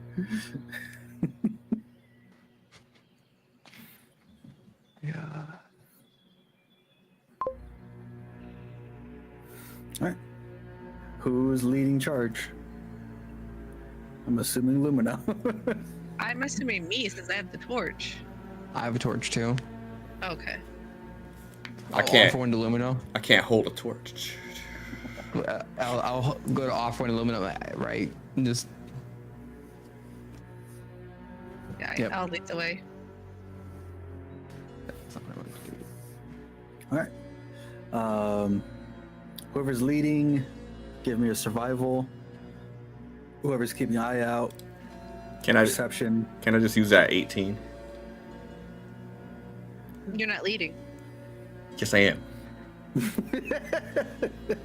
I can see the light from your torch with you standing behind me or on my shoulder.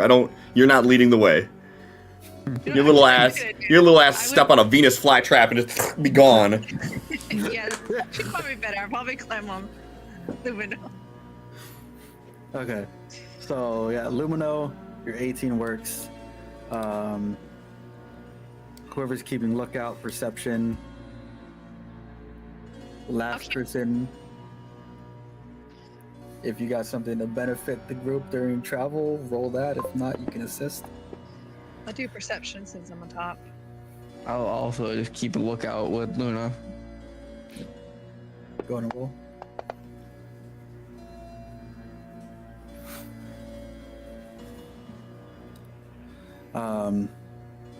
So following the tracks, you get about another 10 minutes of travel, and you notice the tracks come to the base of a larger tree, then disappear. And as you're looking around, you notice like scratches and scuff marks up along the side of the tree.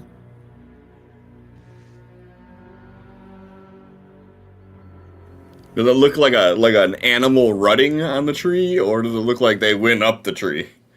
Looks like it went up. Just gonna.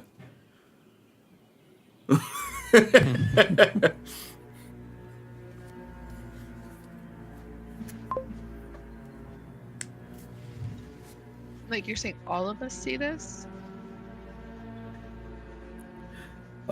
Just Lumino at the moment. Yeah, I mean, if I see that, I'm gonna you all are gonna see my head literally do that. I'm going to follow it with my eyes. Yeah. I feel like because I'm on your shoulders, though, I would have to like. You gotta hold on to my neck. Hey, whoa.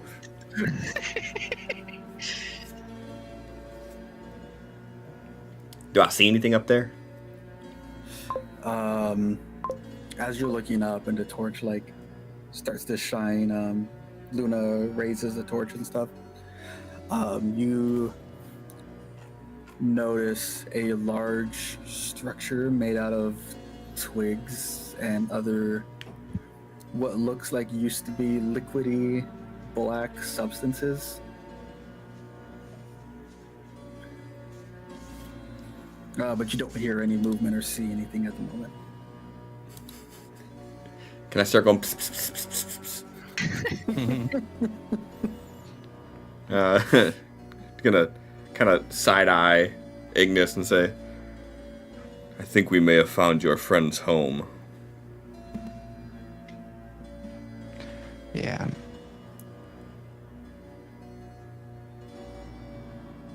Should we just keep walking or what?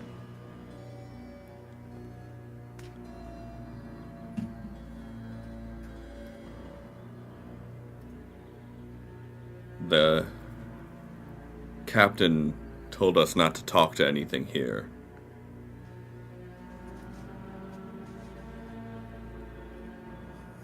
If we plan on listening to that,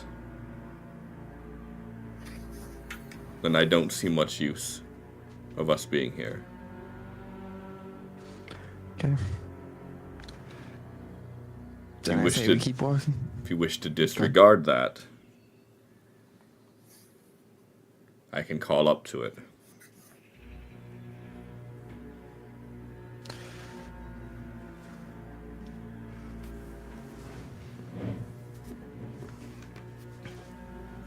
Do we have much else of a choice? We always have choices. We can continue What do you moving. think?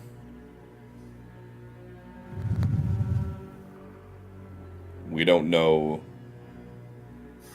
if these creatures mean us harm.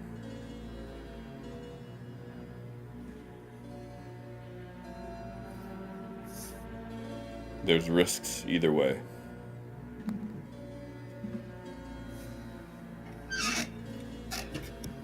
Squeak. I say let's keep walking forward. If we run into it,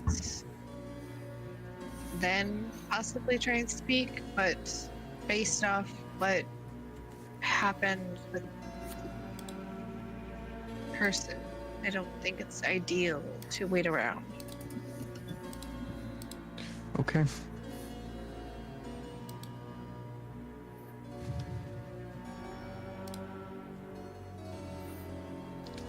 We keep walking.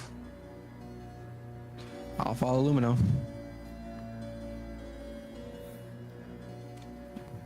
All right. So, what is your plan? You just choosing a direction and going? Yeah, I mean, so per the Wanderer perk, I know basic geography. I know the general layout of terrain and features around me. Coupling that with the map that we've seen, I'm gonna go in the general direction of where they said hey, it's probably over here. And then hope for the best. That's all I got. Yeah. All right. how long do you all plan to travel? Because at the moment it's close to where you fell asleep. The time from when you first set off.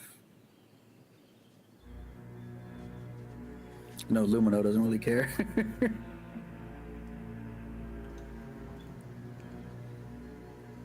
I mean, I think What that is we should probably Bro. get a pretty good distance away from this guy's house before we camp, but Mhm. Hmm.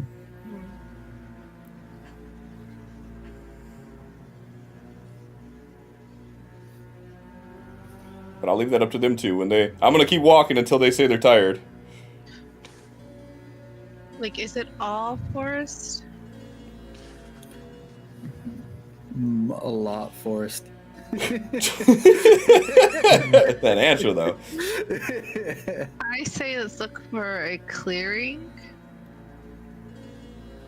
and then rest. If we can find one sooner than later, yeah. So I'm gonna keep walking until Ignis gets too sweepy. Oh, I'm already too sleepy, but you won't know that. All right. So you all head off in the direction they told you to look. And after about another hour, about an hour and a half worth of travel, Ignis, it is getting pretty rough for you to keep going. I think we need to stop soon. Have we seen any more of the bug homes anywhere? You've seen two as you were traveling. You noticed the same marks in the ground, but those were all for like the first 30 minutes. The next hour, you haven't seen anything. Okay. So as soon as you say that, I'll stop and just sort of take a, like, basically from where I'm standing at, I'm gonna just kind of walk clockways around the area and basically see if I notice anything, and if everything looks kosher, then I'll find a rock to sit on. Yep. I need to get a folding chair, bring it with me. Is there enough room for me to put down a tent? Yeah. Okay, I'm gonna go ahead and set up a little tent real quick. All right, I'm gonna drag a rock to the front of the tent.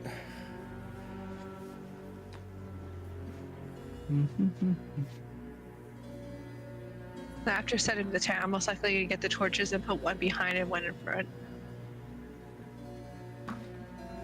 Should we keep the flames going?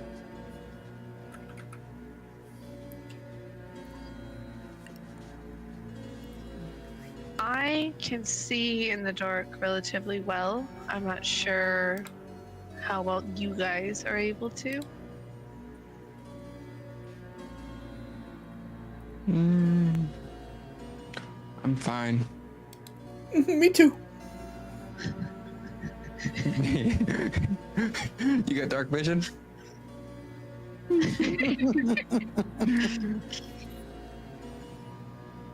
I don't need dark vision. I can see anything that's close enough for me to hit with my axe.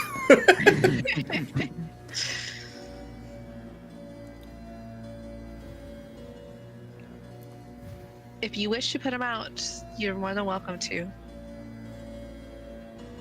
I have no opinion either way. Let's just leave them lit.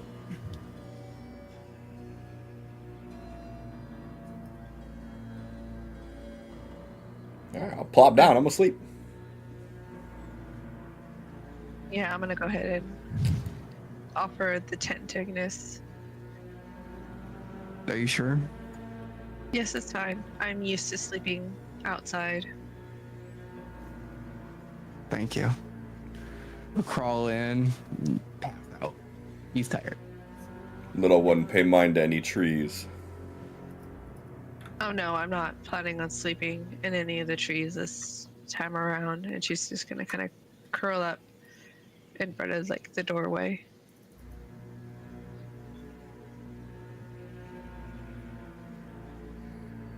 I'll She's on. She's gonna pull out one of those silks and use it as a blanket. Well, I was about to say I take out my old robe that I was wearing before I put on the blue one, and I'll give it to you as bedding. Oh, okay. So there's your bed, and then you have a silk fur blanket. Yep. Sure, however you want to do that.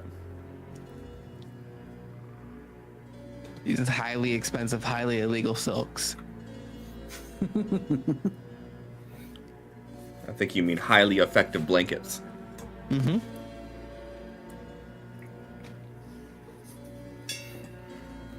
Okay. Given that I have the map open, how far away are we?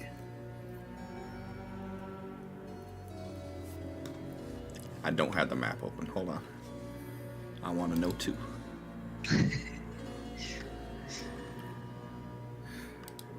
Why do I feel like there's so many more images than there were a second ago?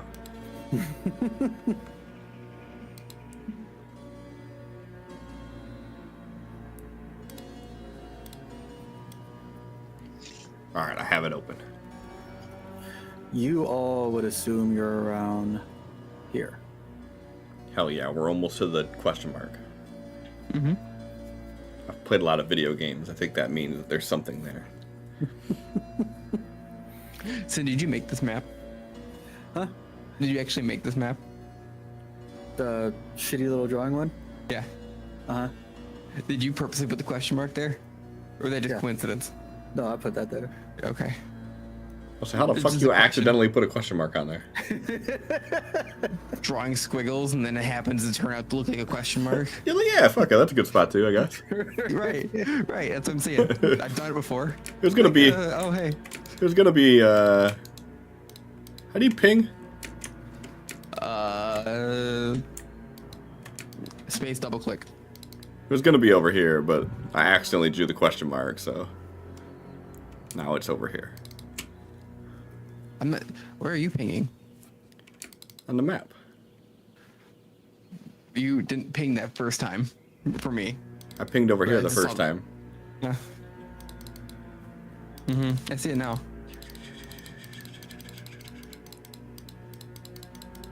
Okay. Let's stop before Sin takes our toys away. As everyone's resting, Lumino, you start to hear the sounds of rustling around you. Kind of blink, turn my head in the direction of where it's coming from. Not gonna say anything. I'm And- just gonna swivel. Almost the same as Ignis. You notice it like moving in circles around you, but you never notice it getting closer. In an effort to not like wake anybody up, I'm not gonna say anything. I'm just gonna basically keep following it with my eyes the best that I can. And like literally on the rock, I will be like,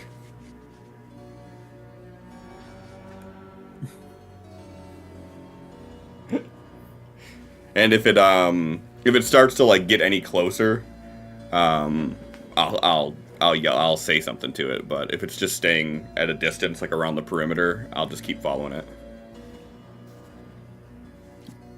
After a few minutes of it circling you,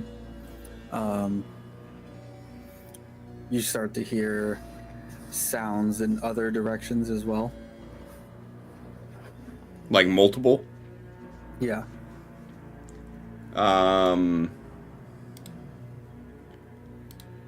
If that's the case, I'll activate my comprehend language and I will just say out, "We mean you no harm if you mean no harm to us." Hopefully not loud enough to wake anybody, but loud enough that they can hear me.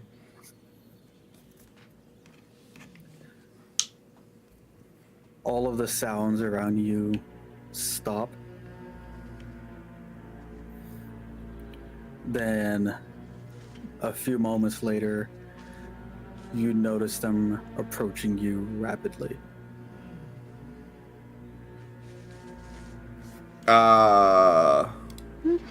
Okay.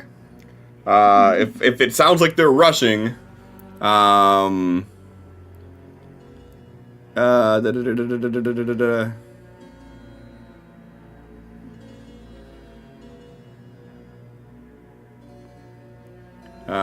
I mean, honestly, let's be real. I'm gonna rage.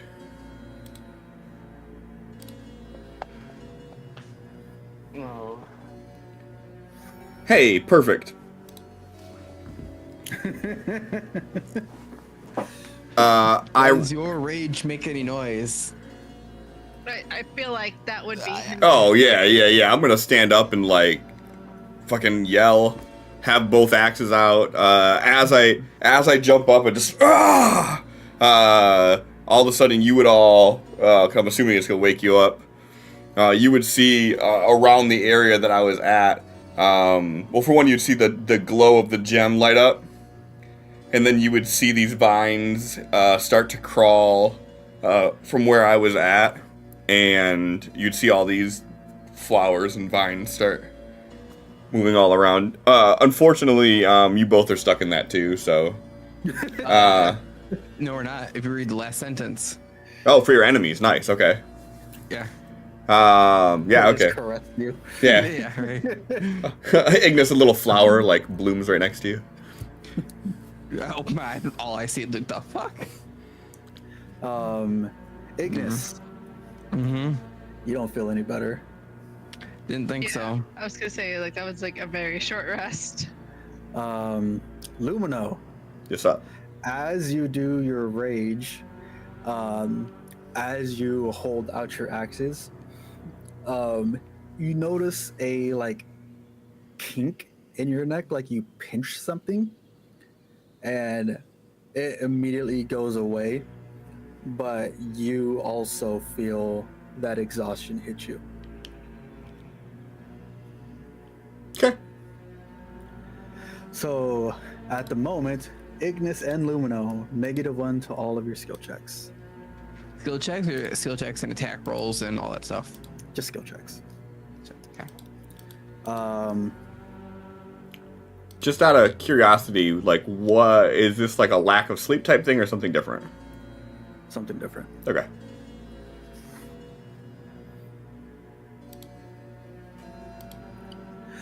All right. Everyone roll. I don't think I have this set up yet.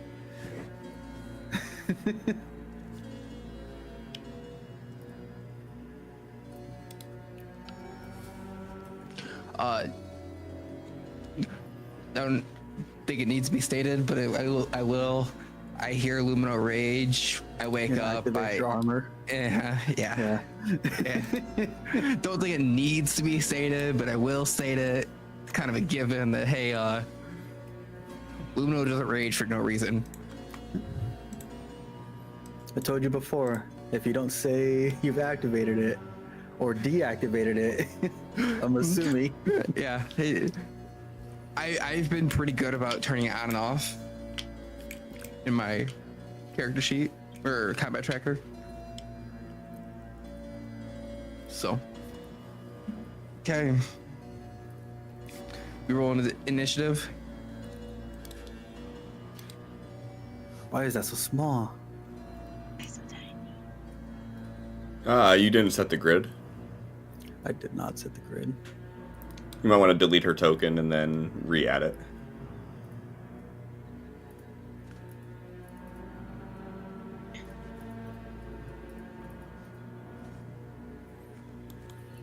Awesome, this ain't the right size grid.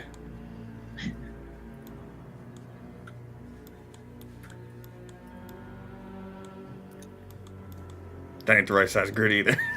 It's not. I don't think it matters, but... Try 85. Oh, what? That's close. What kind of weird fucking numbers do they have this shit at?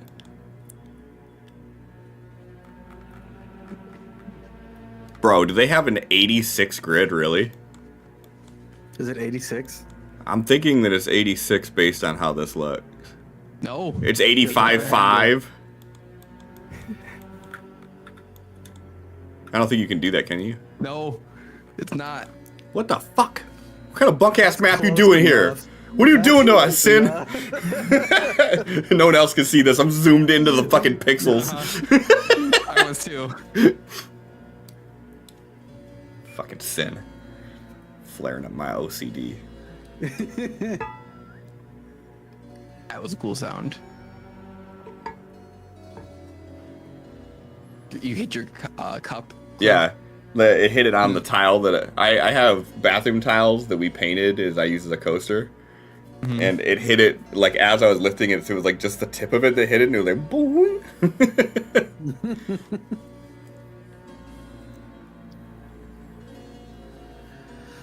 All right, this always fucks with me. Hey Sin, where's our tent at? Hold on. I need a tent icon. A T. Perfect. But why is Luna in it and not Ignis? That's right. Shit. Oh well. Just gotta shift us all over one. We just slid past Luna, like, all right, let's do this. Crawled out of the tent. What the fuck? Mm-hmm. All right, everyone roll initiative. How do I do it for? Will these be at a -1? No. Okay. I like our initiative rolls. So, Sin, what is my inspiration? Is it genuine inspiration? The 19. Nah, it's genuine. I figured. How do I make these viewed now? Like that. No, I'm not trying to draw. Why is it still drawing? Click on the Okay, there it goes. Okay, the die. These things look friendly. Especially the Blood Rude Lord. If they say anything, I can understand them.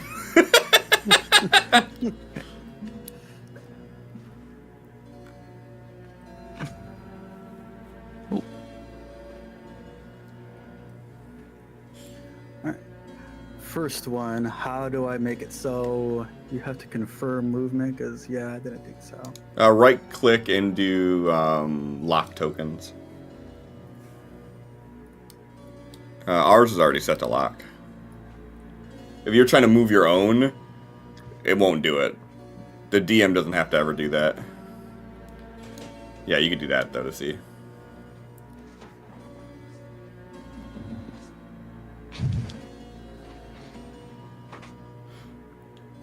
And the vines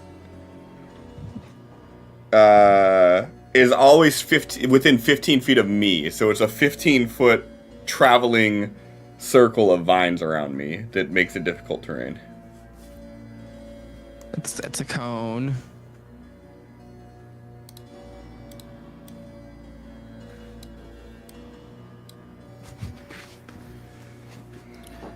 All right. And the one directly behind you starts circling in, and in one of its pincers, a dimly lit orange glow appears, and he snaps it closed.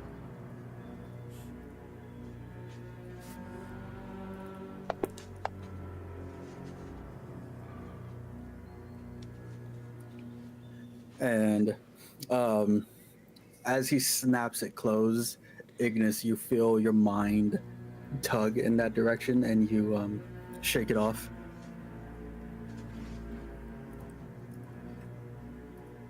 Okay. Lumino. Using my danger sense, can I assess which of these would be the biggest threat?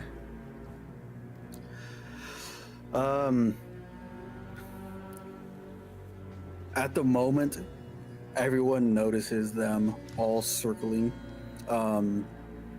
You, as you're like looking over each of them, your danger sense picks off the one directly south of you. Mm-hmm. That one being the most dangerous. Is that one actually like physically larger than all the other ones too? It's hard to tell at this distance, but if you like focus in on it, it does look that way to you. Okay. Why is that in that spell list? That's stupid. I'm gonna sort of like look back at both of you, and say, you two get the small ones. And I'm gonna take off running. Running. Except for I can't. Okay.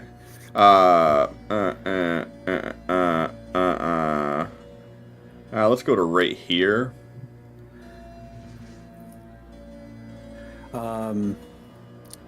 Give me a dexterity or athletics skill check.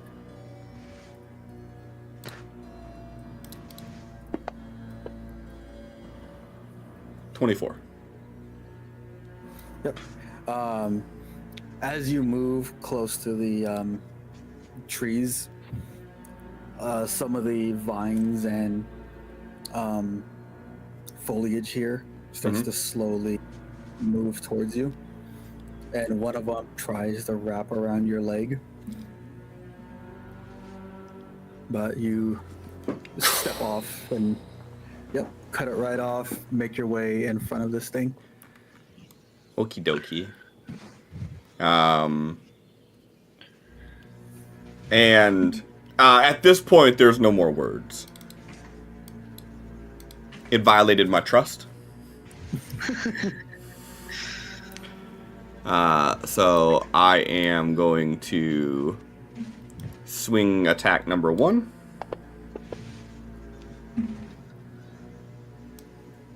Yep, that hits. I am going to swing attack number 2. Yep. And I am going to do offhand attack.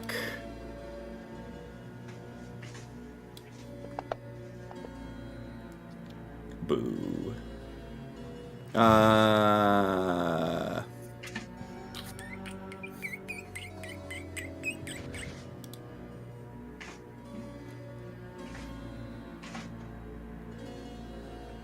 Okay. Yep, and it was kind of creeping under this tree, like low to the ground, moving back and forth. And you rushing towards it made it like skitter backwards a foot. And after your 2 strikes, it puts its pincers in front of it and blocks the last one. Let me do one thing real quick before I call it. Okay.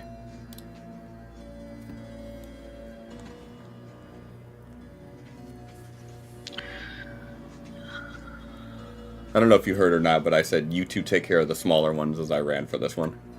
Yeah, I did. Okay. So I'm gonna go ahead and no, don't move it.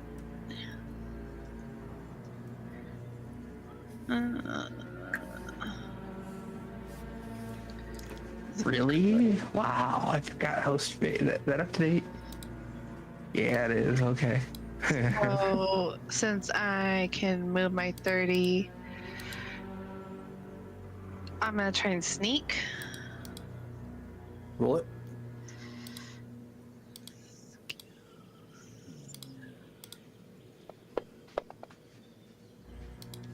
Hell yeah, you are. Nice. Confirm it. Ooh, yes.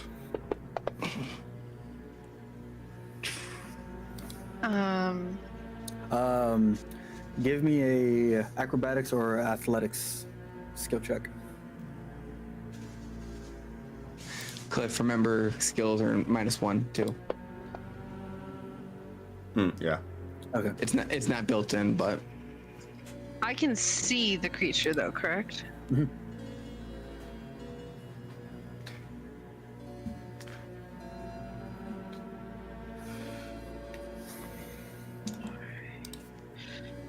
How far is it from me? very close. Ooh, shit. But Christina never leveled up. oh shit.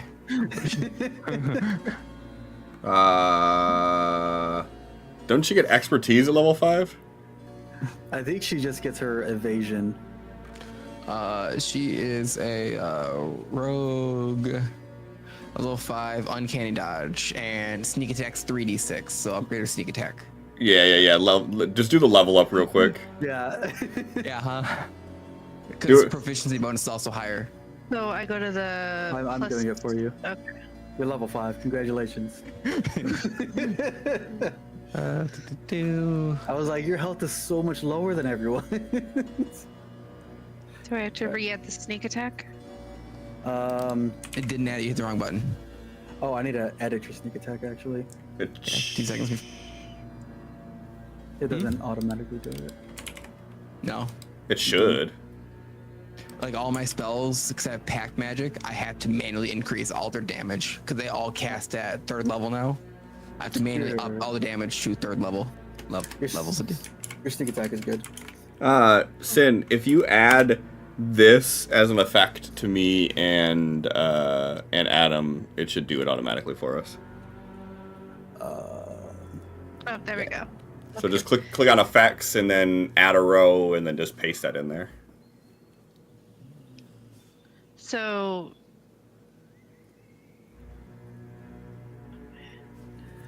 And now you do your attack. Yes, but I'm debating. 'Cause I can't free sneak since I've done Yeah. sneak now. Mm-hmm.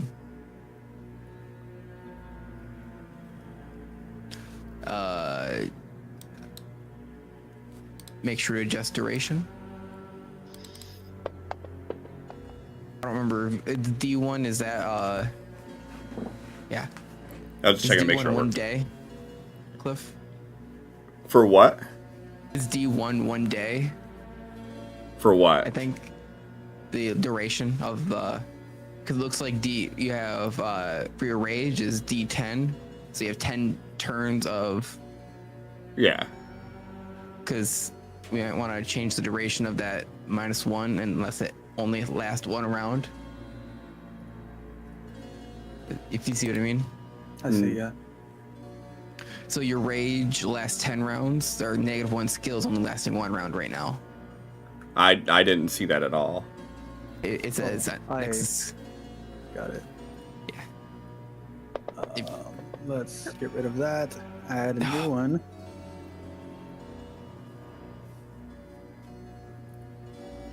yeah, there we go. Why is Luna adding all these negative effects to me?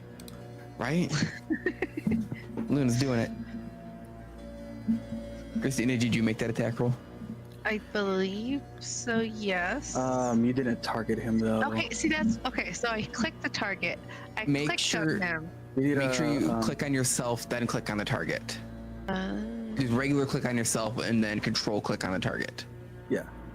Yeah, If you make sure hover- actually, If you hover your mouse over yourself, it should show who you're targeting. If you don't see anybody when you hover your mouse over yourself, then you're not targeting Yeah. anybody. it shows me. Do I have to reroll? No. That was a miss. Son of a bitch! Okay. So, you run up, you hide around the base of this tree. As you're hiding there, you notice the vines start moving around you, but none of them grab hold. And you peek out, you take a shot, and it like tinks off of this thing's armor, and it like just turns its head and looks at you. make sure to get rid of the sneak attack damage. Just so it doesn't get thrown on there for other stuff. I got it. Alright, that's your turn then? I'm thinking because I should. Use action, bonus action. I know that. I don't know how much movement you used. All 30. It was all 30. So, Okay. Yeah, I guess it's there. Alright. Ignis, mm-hmm. come crawling out of bed, pop on your armor, and you see this going down. I don't think that number is right. 2 seconds.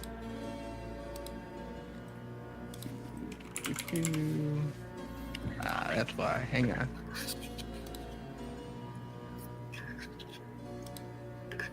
There we go. Hey, the number's right now. I separated out my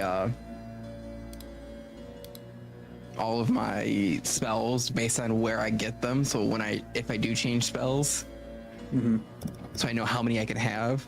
And then my genie spells were at a DC 11. I'm like, why? I know my saving throw's not that low.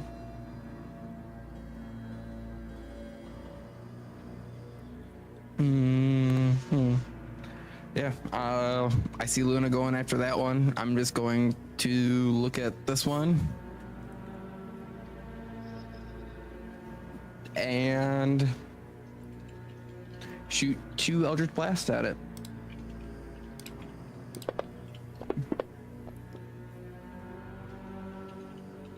Both hit. So yeah. this is just my, what is it called?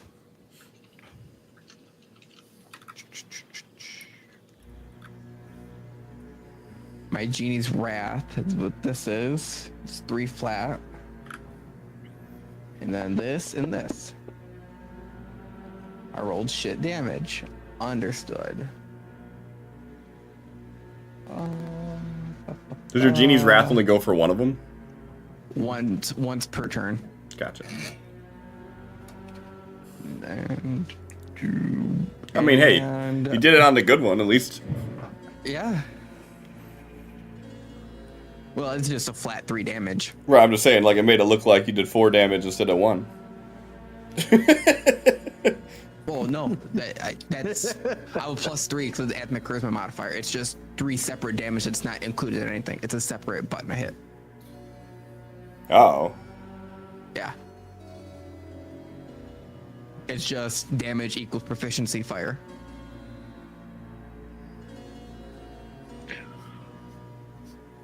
So as long as I hit with the attack roll, it just does 3 damage. Interesting. Okay.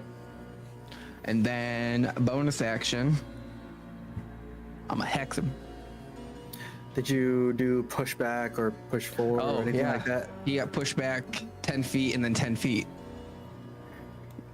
The 20 feet he got pushed back. No save or anything? Nope, I don't think so. No, there's no save for that. Cool.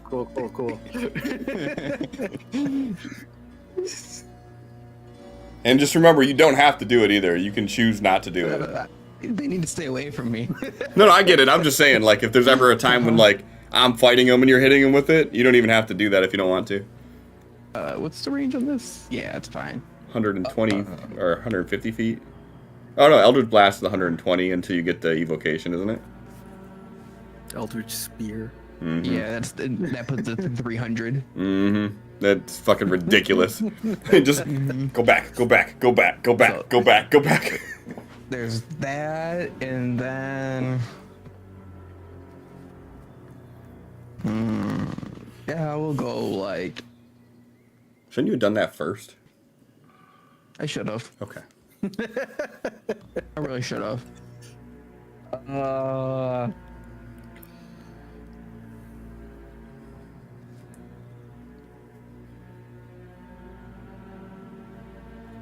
Hex the dex. Hex that dex. And then take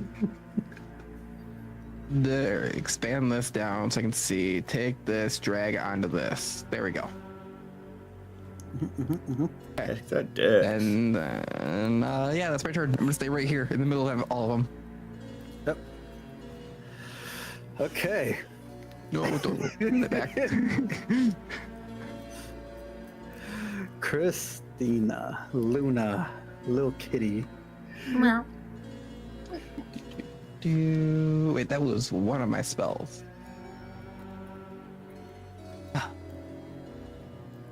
Is this? Not what I thought it was.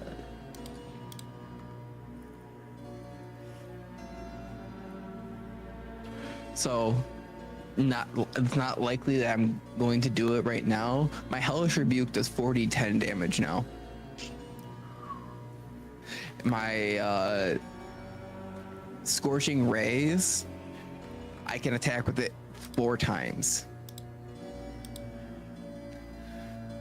Speaking of sin, so I have, being a fire genasi, I get Burning Hands that I can cast for free once a day. Just because my genasi, does that get upcast with my genie level? Or not my genie, my warlock stuff? Or does that still stay at level 1? Burning Hands, that's a spell, right? Yes. Is it a cantrip? But I don't. I think It's you a need level to 1 read, spell. I think you need to read the description of warlocks and how their spells work. If it says, Well, this is from me, a fire genasi. yeah, Is but it, like, if I was a warlock- monk and I got this, What does it matter? The I would have warlocks, a spell. all warlock spells level. Like Yeah, you, okay, so okay, this will probably upcast as well. okay, cool. Um, Then that does a fuck ton of damage.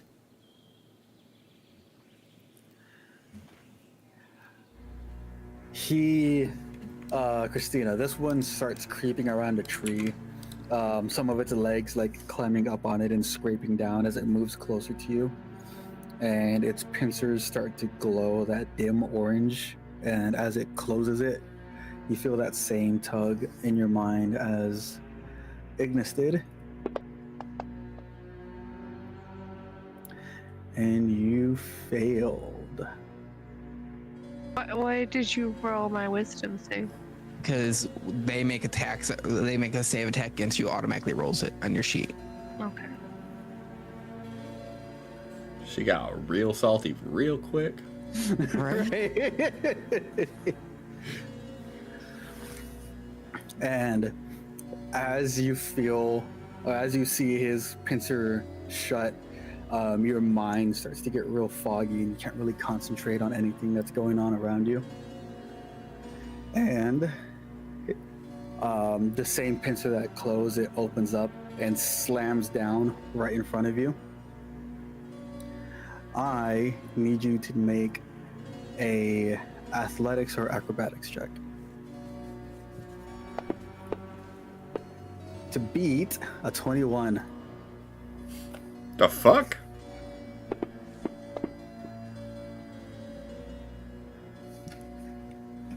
She's not proficient in acrobatics. I thought she was I am. earlier.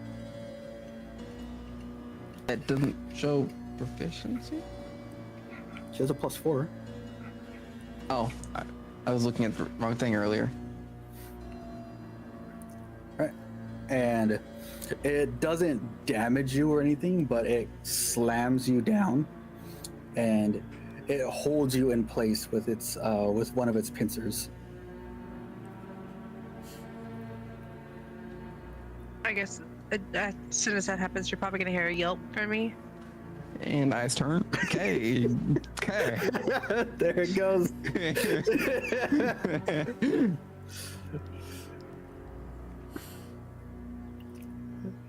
Well, that one's fucked. Let's see what this is.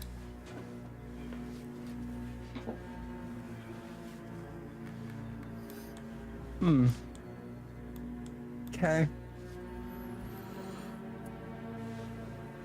Okay.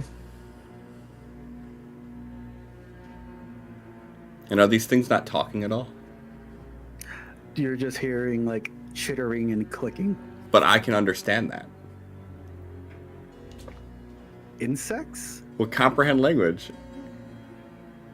If it is a language, I can understand it.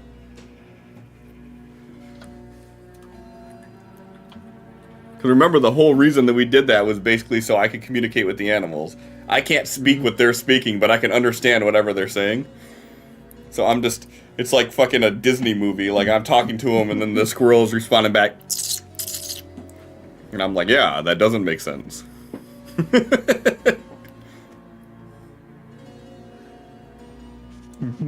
I mean, it's your world. If you say that there's no possible way I could know what these insects are saying, then it is what it is. I had to check the spell real quick. It says any language. Yeah. Question. I have my dodge. How does that work? Like, do I have to be in the moment? Like, do I have to? Does it have to be my turn for me to use it?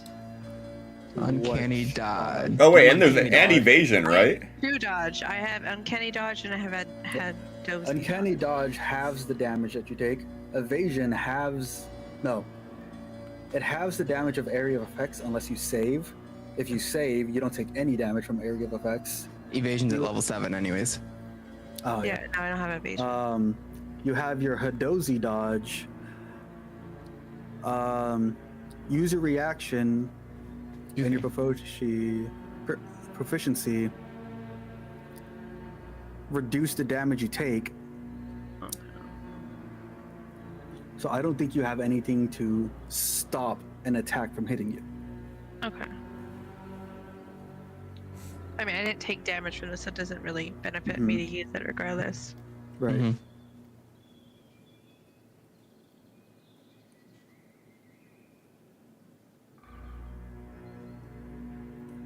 Dexterous feat. Nope. Survivalist. Don't worry, you're about to use Summon Lumino.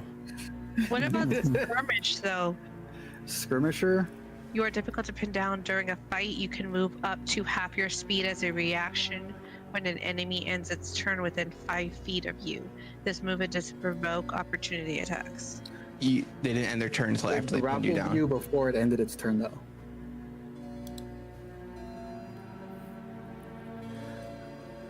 Yeah. Unfortunately, nothing that you have stops a grapple, but good job remembering everything you had. That's better than some rogues that we've had. It's like, what about this? What about this? What about this? What about this? I got a whole bunch of things in my tool belt. Alright, what happens to this guy's character sheet? Alright, what's Big Boy about to do to me? Alright, is he targeting you? He is not. Let's change that. What a shame, he's not targeting me. Guess he's gonna have to go try to hit someone else. Oh, he moved. You're underneath him. Because he's not in a. He is not in a. Cause he should be in a 2x2. He's on a 1. Fucking sin. He's a big dude. They take up 2x2. He's taking up 1 and then expanding through others. Ooh. So yeah, as you run up to this guy, you do notice the size difference a lot more clearly now, and when he fully stands up instead of just moving around low to the ground, he has a good 5 feet even over you. Hey, And you kind of glossed over the fact that he was talking and I can understand him. oh, that's right, huh?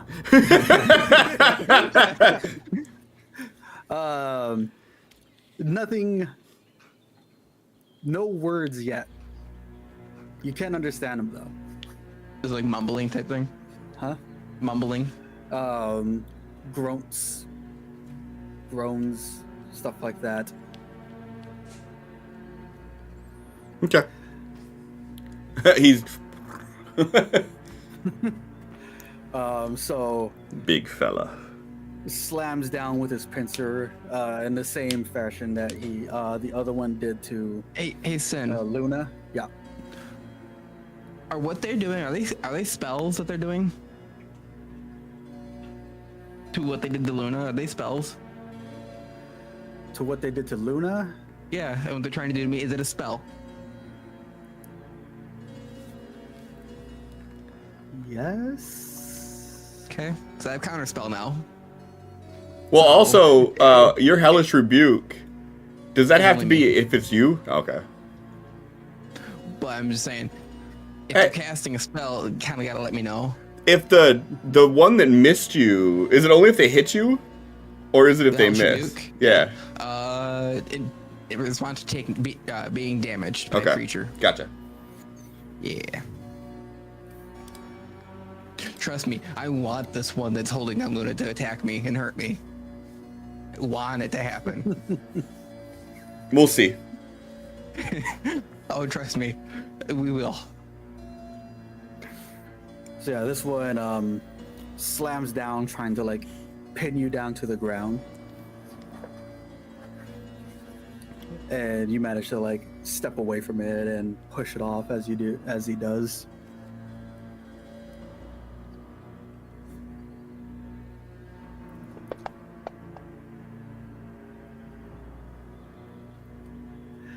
Then, as he's squaring up with you, both pincers like right in your face, from behind him, a large tail, as he ducks down, comes and hits you square in the chest.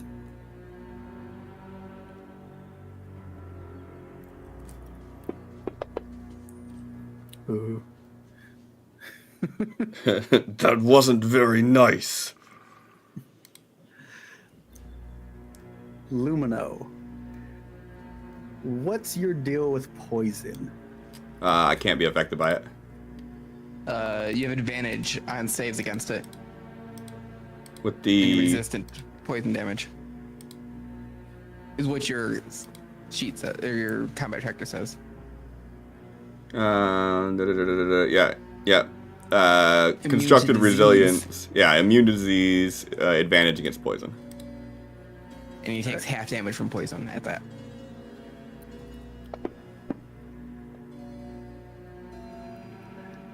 Roll again. That should roll it again, actually. You're not allowed to roll for me anymore. I got a +6 on that shit, and you're rolling like Dookie. Partially resisted. Yeah, That worked. it did that correctly, yeah.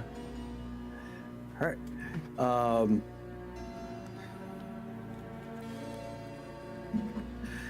So the stinger goes into you, and you feel this burning liquid start to drip down on the insides of you as it does.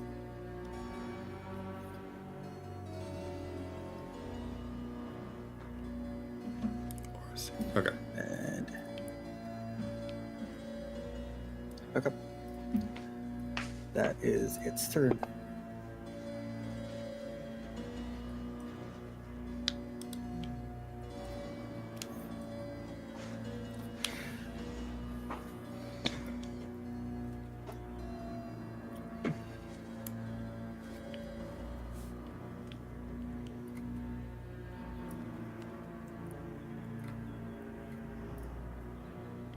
It can move 50 50 feet? 55 feet? 55. All right, that's that one's turn. Oh, he dashed. Yeah.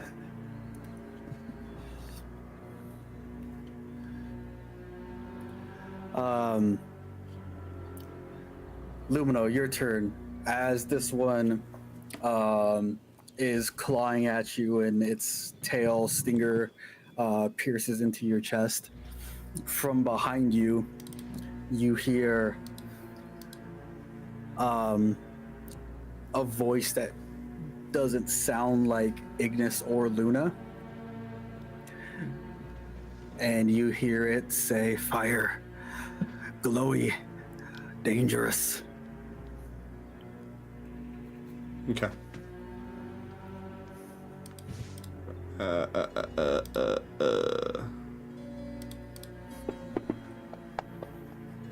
Okay.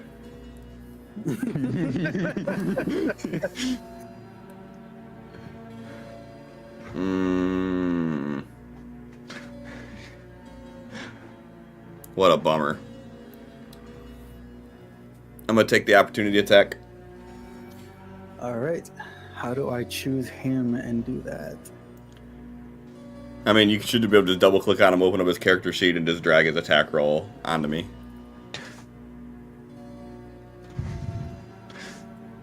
Make sure Lumino stops targeting Lumino.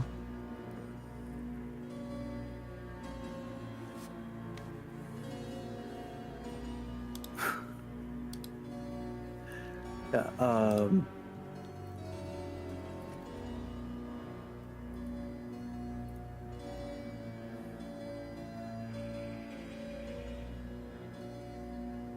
Is that right for my AC? What's your AC? What's your flat AC, Cliff? 14 it says. 15, 16, I guess is what it would take me up to. Yeah. Is that right for that though? Is it Dex plus con if you're not wearing armor. Okay, yeah, okay, that's right then.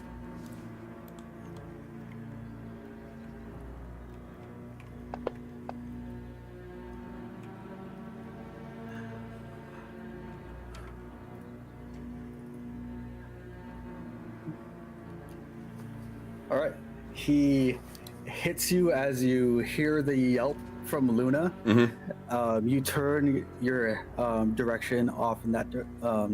You turn to look off in that direction, and in that short moment of time, down on your shoulder, his pincer lands and snaps closed, and he's holding you in place. Okay, he wants the smoke then. Right. It is still your turn though, but you are grappled. That's fine. Oof. Would have been a lot cooler.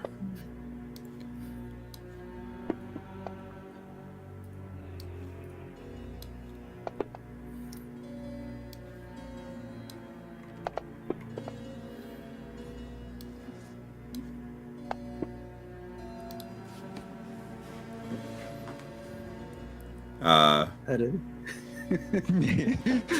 Just yell out, "Let go!" and just.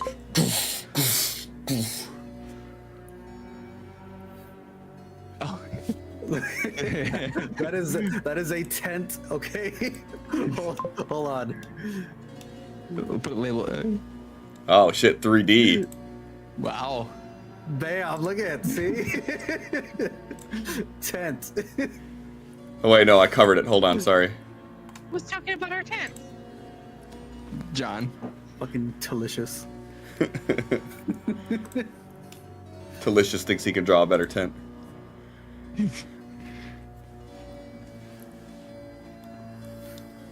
Alright, is that your turn then? Fucking yeah. Luna.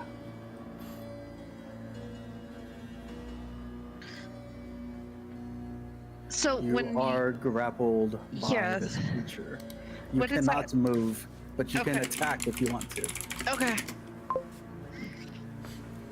No, you can't hide.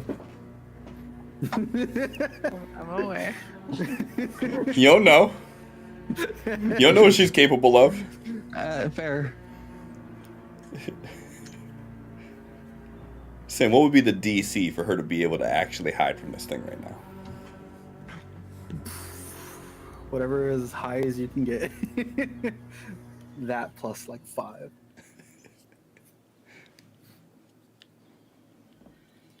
Okay, I am. Can she attempt to break free? Mm-hmm. How? You use your action. Fuck that. If I'm not mistaken, they have advantage on attacks against you while you're grappled? Grapple? No, that is not. No? Nope. Okay. Grappled is so weak in 5e. It's like, It's I forget how many different forms of cannot move. Yeah, all it is you can't move. And like for a character like mine, it's like, oh no, I'm gonna do the thing that I'm gonna do anyways. In Nimble, it gives you advantage on attacks, so.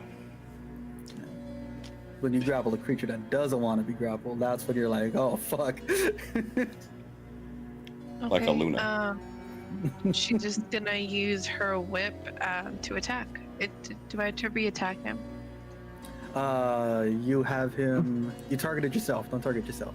Yeah, don't target yourself. So I will say that you can attack him, but you don't really do great damage just mano a mano. Right, your damage comes from your sneak attack, not from your attacks.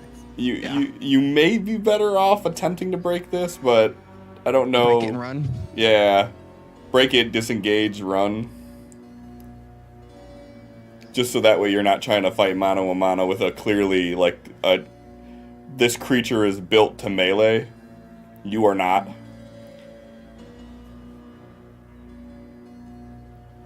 Your call though. Okay, If you want to be a badass, you can be a badass. I just think that one turn of not attacking for the possibility of being able to get all your sneaks back is a good trade off. yeah, let's just go ahead and try and break away. All right. He has to do another roll.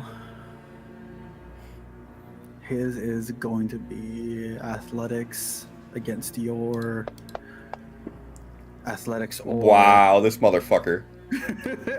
athletics or acrobatics.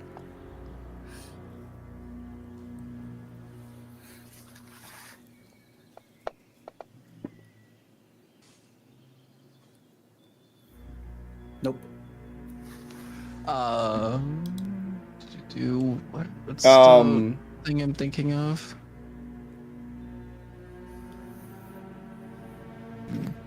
Never mind. Dodge isn't one of the cunning actions. That's what I was going for. I know it is. We're doing the same thing. I looked that up already. Uh-huh.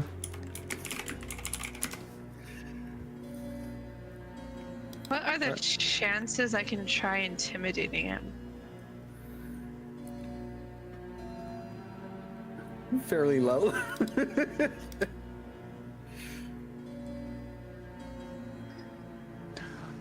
But I will say you have your uncanny dodge, so Yeah. if he attacks you, when he attacks you, you can have it. Mm-hmm. You have anything else you want to do or can do?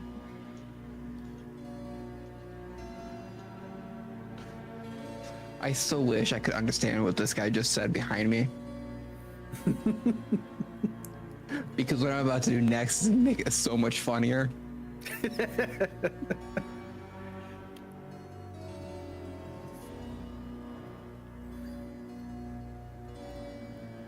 I'm gonna swing at him with my knife. Offhand. Attack. Yeah. Make sure when you're up there, it says O for offhand. So click on the hand until it says O for offhand. See how you have your attack roll Hold on 1 second. button? Fine, with a small knife. There Yeah, is make sure no you hand. equip it first. Hold on. Yep. Inventory, knife, equipped. Hold on. I'm gonna add a dagger to your inventory. Did I have a dagger? Apparently not. I feel like you had a dagger. You do not have a dagger.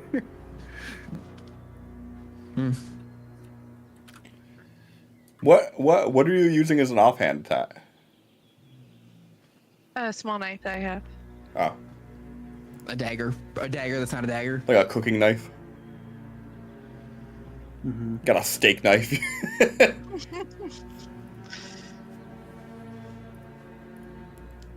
There you go. Wait, did you do it yourself? No. There's two of them though.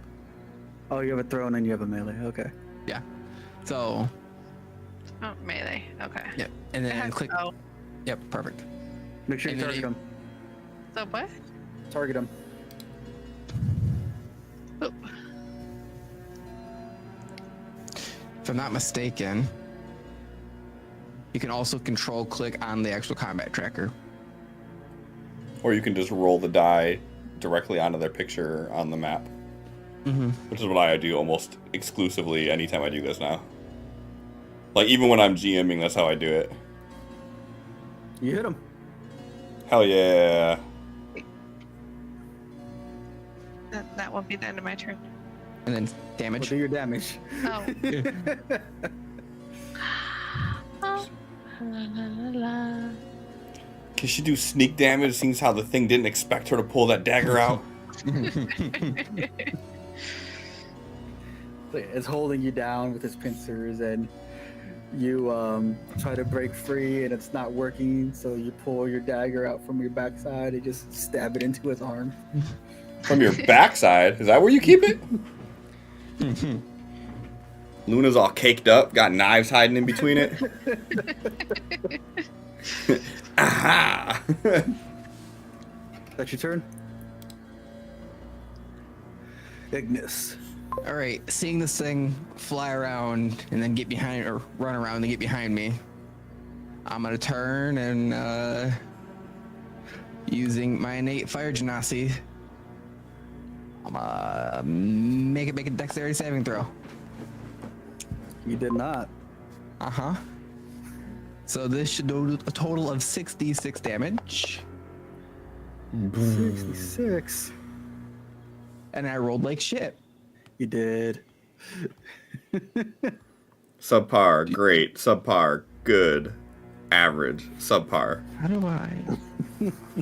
Why can't I set these up for uses per day? You can. You gotta, like, put it in its own category, though. Yeah, but they are... yeah. That's stupid. I know I can't use those again. Okay. Does that count as an action or a bonus action? That was an action. Boo. Yeah, action.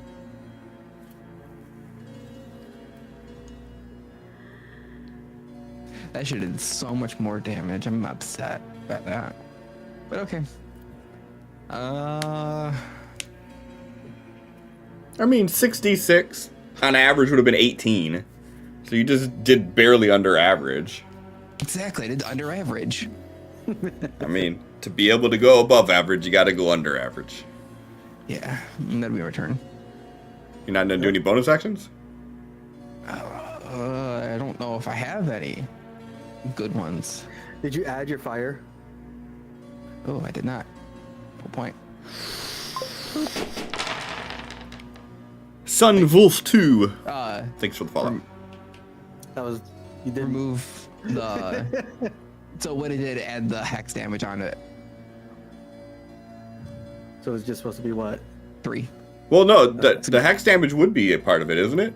Don't you do additional necrotic damage anytime you damage the creature? Like, I'm pretty sure that's what hex is there for. You can deal extra damage to the target equal to your proficiency bonus. So it's technically supposed to be just added to. No, look at... Oh. Extra It's supposed to damage, be added okay. to my attack. Gotcha. So yeah, it would only been 3. I'm about to say, because if it's its own damage roll, then that would make sense that it would do that, but yeah. Here's the exact wording. Once during each of your turns, when you hit with an attack roll, you can deal an additional. You can do extra damage equal to the target equal to your proficiency bonus. Yeah, that's It's why I was determined by a surprised creature. when it attacked by itself, like just did damage, because typically something like that would just add like a +3 to your So- attack. I tried that, but if I use it on my Eldritch Blast, if I look at what my general attack is, it's gonna add it to every single one of my Eldritch Blast hits. Well, no, you just got to make it where it only does one. Like you could choose the when it goes off. You'll have to show me that in a bit. Yeah. But that'll be my turn. And then be right back. All right. Ooh, shit. Okay.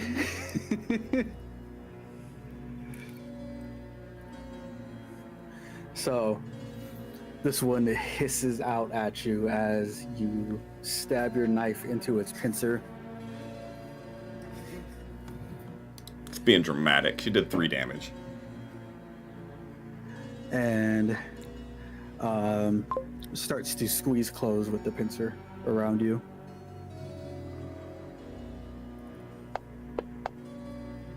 Hey. That's what I like to see. Sunwolf, this is a homebrew world that Sin the DM has created. We're playing 5e, probably some homebrew rules in there. But these creatures are insectoid, humanoid denizens of a long forgotten world. And we're making friends.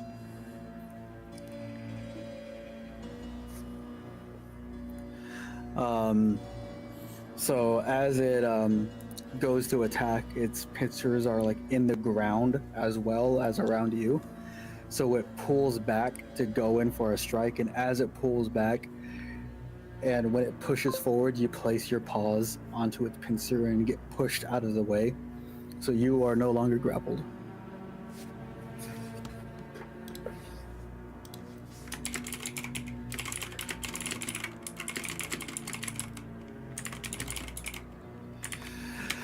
Cliff. What up, though?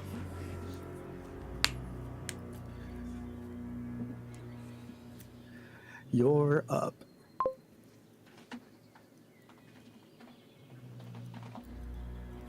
Alright. I'm gonna have to hurry up and kill this fucking guy so I can go help Luna.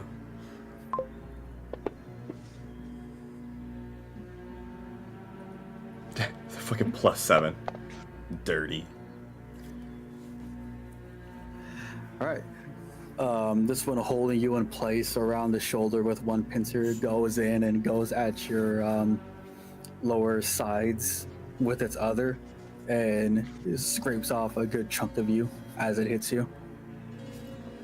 Oh man, did 6 damage. Don't be dramatic.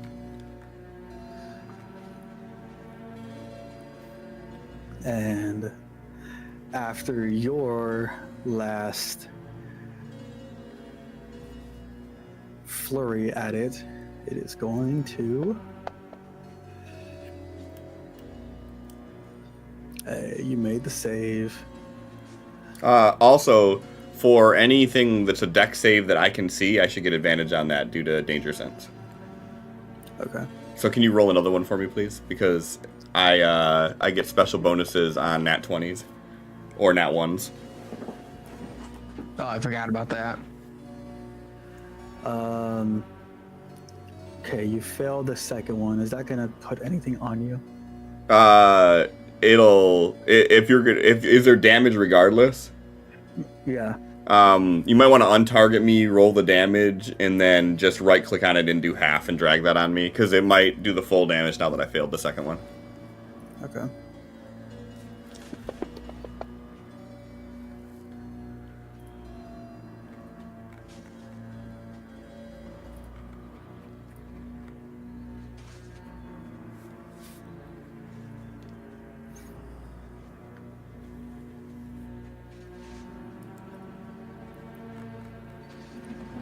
All right. So, similarly to how Ignis just did his burning hands, after it clawed at you on your sides, you see a spark of fire appear, and after a few snaps, it sets off a burning wave right at your side. I don't like this thing. I don't like that either. I don't like that start of the turn hidden roll. 1d10 plus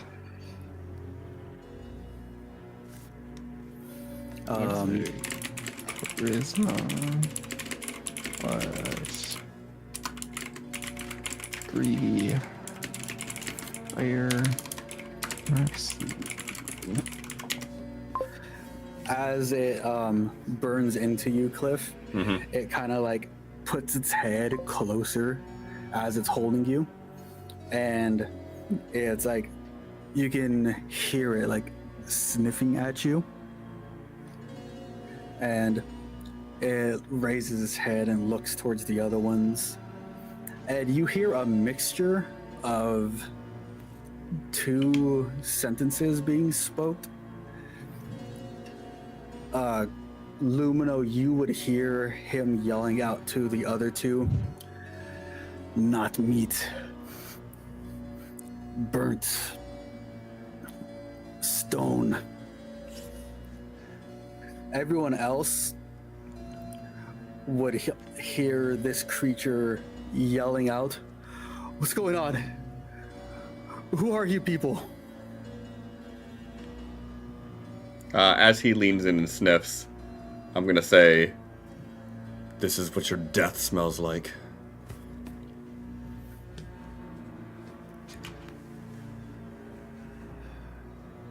This one is going to... Hold on. Nope, I don't get to do smart boy things at all. Confirm that. I don't feel like Luna can talk right now, considering the fact that she's like pinned. Well, no, you broke free of that last nat one. Yeah. Oh yeah, he tried to attack. I think is when he took off. He tried to attack you, and crit failed, so you got out of your grapple. Oh, okay.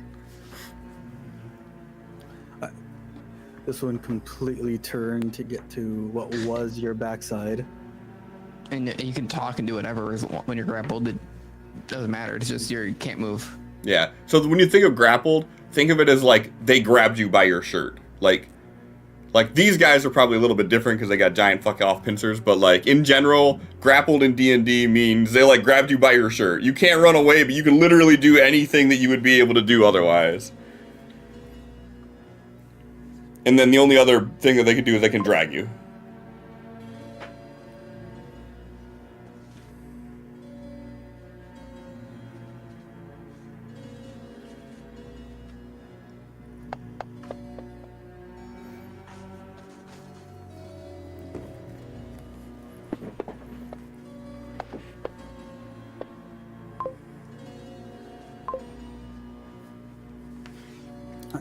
And this one starts rotating counterclockwise around you, real low to the ground.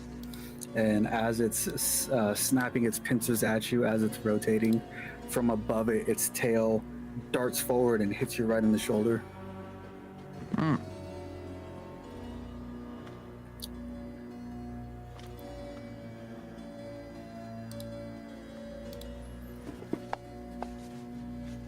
Ooh. Hey, big success.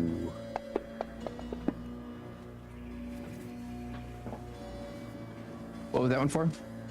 Something else? Oh, it was a poison, wasn't it? Mm-hmm.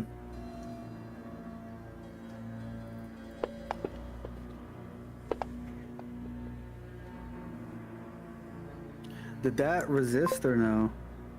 I'm not resistant. 14. No, but you No, saved. it did not.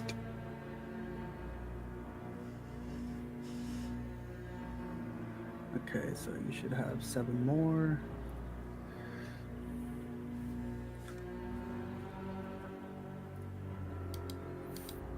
Right, and as its pincer goes into you, you manage to like swat it off immediately, and some of the poison starts seeping into you, but not as bad as it could have been.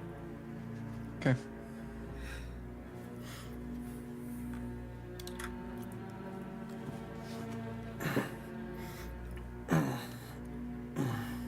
All right, Lumino. Hey, Sin, what would it take for me to attempt to cut this fucker's tail off? Tail, what is it? A called shot? Yeah, they don't really have those in 5e. So I'm gonna say, did it attack you with its tail last round? It did the Hellfire thing No, last it did round. The Hellfire. Okay. So I'm gonna say a cold shot at a -2. -2. Okay, I'm gonna reckless attack this thing. All right. Because it's hitting me on every fucking attack anyway, so there's no point in me praying on a miss. -2. And I am gonna swing for this fucking thing's tail. Wow. Wow. -2. I am gonna swing for this fucking thing's tail.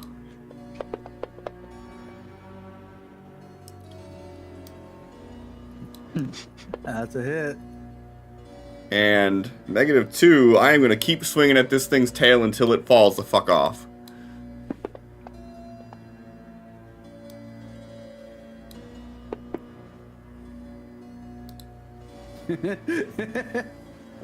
Yeah, that'll do it. 15 damage. So, as it comes at you on your left side, burning at your sides, you reach around to the right side of it and just start hacking at it. And with 2 good hits, the entire tail comes off. And I'm just manically swinging at this thing. Yep, and I'm gonna say with its tail being cut off, it starts like violently moving and swinging around on the ground, and it releases its grip on you and like backs up, snapping. Bet. Does it back up like 6 feet?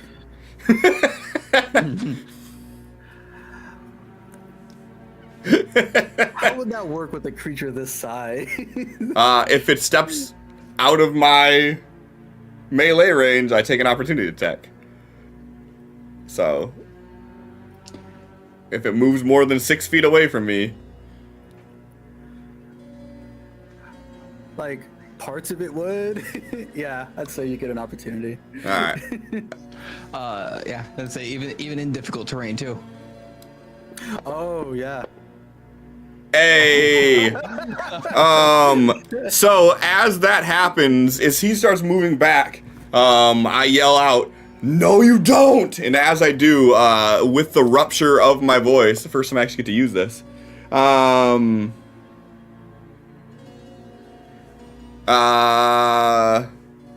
that doesn't really help me much. I'm just gonna give it to myself, which isn't gonna do anything, cause way less cool. Can I re-roll that since how I already have that and literally there's no one else I can see? Can you not see me? I'm looking this way fighting this fucking thing. Yeah, that's Locked right. in. Yeah. Go for it. This is the first time this is happening. Let's make something happen. Alright. Waves of energy ripple around you. Every creature that starts its turn within 5 feet of you or that moves into an area for the first time on a turn takes 1d8 force damage. I like that. So, there's a ripple of energy that shoots out, and all of the weeds and flowers that are growing around me, they kind of have like a pulsation of energy that ripples through them. And then I'm gonna do my crit swing. Oh wait, no! No! Damage from your first attack. No! I'm gonna just roll this with manual crit damage. Yep. Oh, so the first one would have killed it. Exceeded hit points by 1. I don't get 2 attacks anyways. I would only get the 1 because it was the opportunity attack. Oh, right. And as this thing fucking dies, and it's still my turn, then I am going to use my full movement. Oh, that's right. You have more movement now.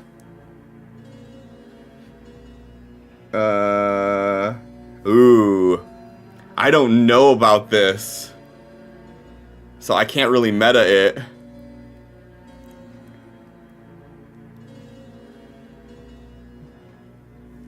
Every creature. Every creature. You're just on the rim of it. Yeah. I'm not. She's not gonna be able to get hit by it. But I don't know that that's gonna happen. You might not need to meta it. It says starts its turn. So unless Luna like Is it only for 1 round? No. This lasts until combat's over. Oh. And if I roll another 1 or another 20, I get another one that stacks on top of it, and another one that stacks on top of it. Okay. cliff could turn into a fireball. Just a big ass tank of effects moving around. Yeah, and Luna, as you're fighting this thing, all of a sudden you start seeing these vines and whatnot creeping along your side with these flowers sprouting on it. As you see me come fucking charging with both axes out.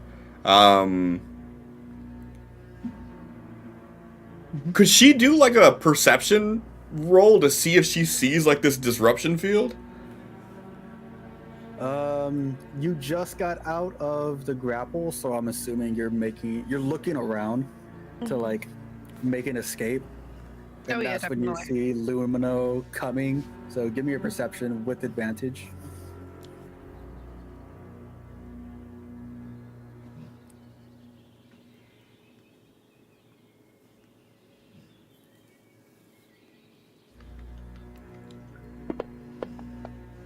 Hey. Give me confirmed.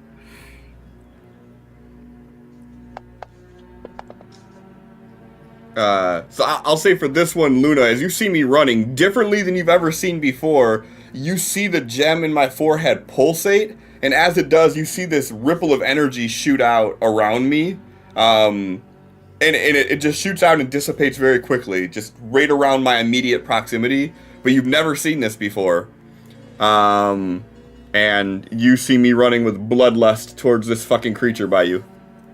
Yeah, everyone on the battlefield can almost feel the stomps in each step as Lumino's running forward.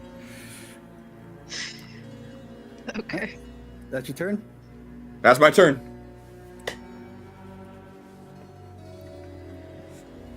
Luna, you're up.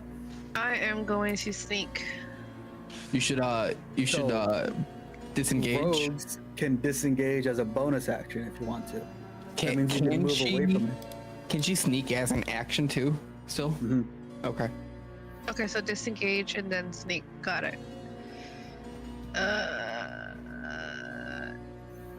What do I have to roll to disengage? Nothing. Nothing. You're just disengage. Yeah. Oh, okay. If he was standing right next to you, if you try to run away from him, normally he would get a free attack because of that. If you say you disengage, that means he doesn't get that free attack. Okay, and so then I just roll stealth. Oh, I'd where run are you away moving first. to? I'd run away first. It's too late. I mean, it's not too late. You could just use that roll after you get away. Okay. And the other thing, too, to keep in mind, if you wanted to risk it, you've taken no damage, so you could not use your bonus action. Or you could not use your bonus action to disengage. You could run, take the opportunity attack, but these things can grapple you if they hit you. So you would be risking that getting pinned again. But if you didn't use your bonus action to disengage, you would still be able to attack and then use your bonus action to hide. So, risk and reward. Stay hidden this next round. If the thing's still alive, she can attack, then re-hide next round. Yeah, you could always do that too. So. Listen, Christina was pulling out all of the options of her character. I was just giving her more options is all. And What's your plan of action then, I'm Luna? gonna move first. I'm gonna say.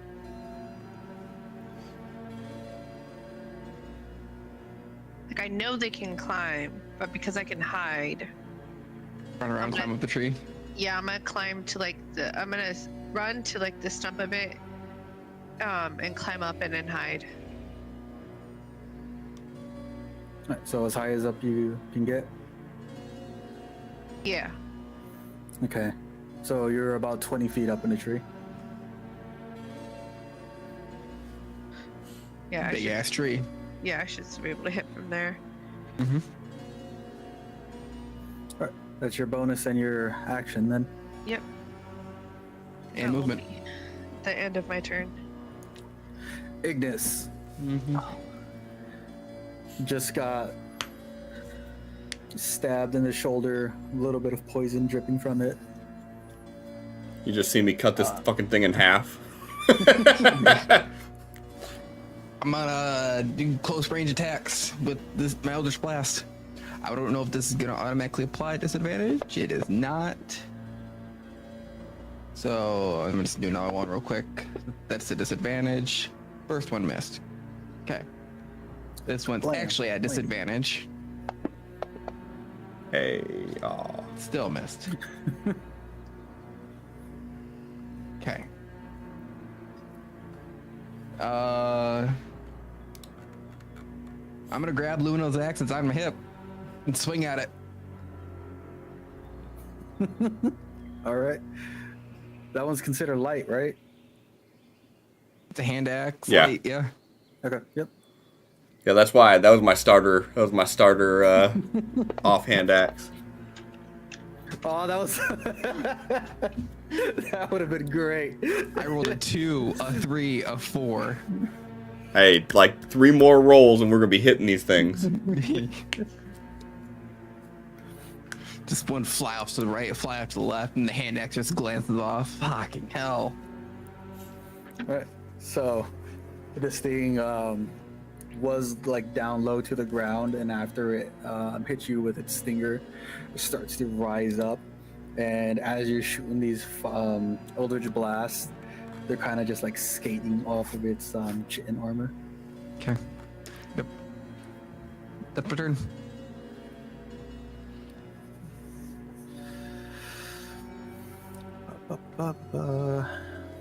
Ba-da-ba-ba-ba. Meets beats.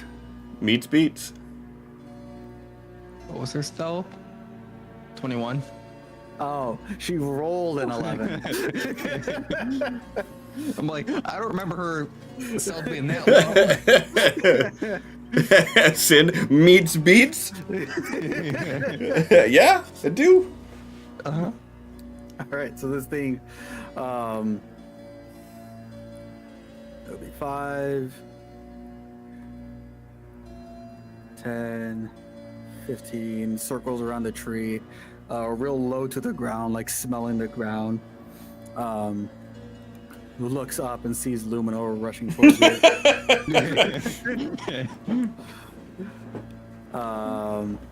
5, 10, 15, 20, 25, 30. So starts rushing towards Lumino, and as it gets closer, gets caught up in the vines and isn't able to make it all the way to him. And does this thing have any kind of... Nope, big one had reach. All right, that's its turn. Shouldn't it be taking the D8 damage though? No, it has to be within 5 feet of me. So it literally has to be right next to me.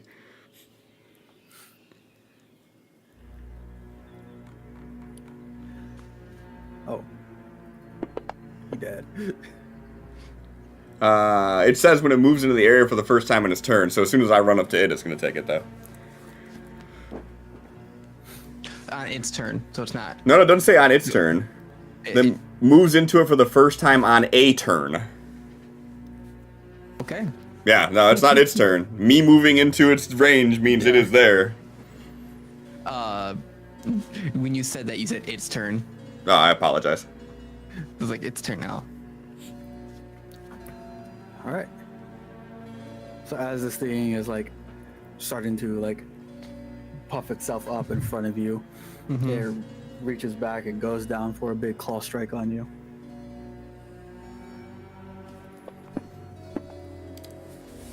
And misses. Hey.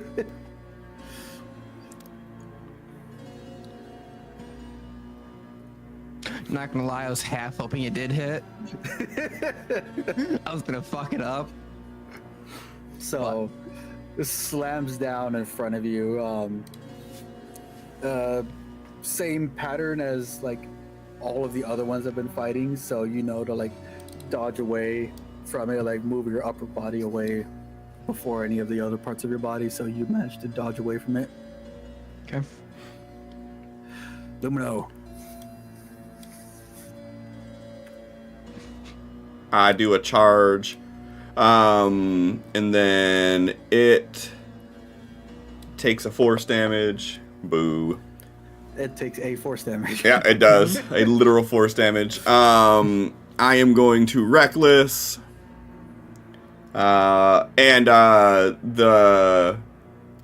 This effect ends at the end of this turn. So it's the end of your next turn is when my random effect ends. So that disruption field will be over after this, just for reference. Alright. Let's do a smacky smacky. That's a hit. Let's do a smacky smacky. Ooh.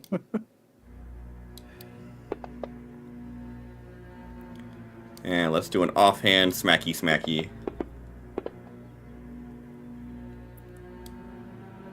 Alright. And as I hit him this last time, the gem does one final pulse, and then it just goes back to that light glow that it normally has when I'm raging. And you see that energy, or that rippling energy around me dissipate. That's my turn. As you're hitting it and it's trying to like put its pincers up the block and you're just cutting into them, after your last attack, it like throws its arms down and leans into you, and it's like, useless creature. And everyone else would hear, why are you doing this? I'm gonna lean in and say, yeah, you are. Luna, your turn. Part of You me muted? wants Okay. to answer, but then part of me is like, You don't hear the other side of the conversation. no, we're hearing the part where it's like them asking why we're doing this. Yeah. Mhm. That's Yeah.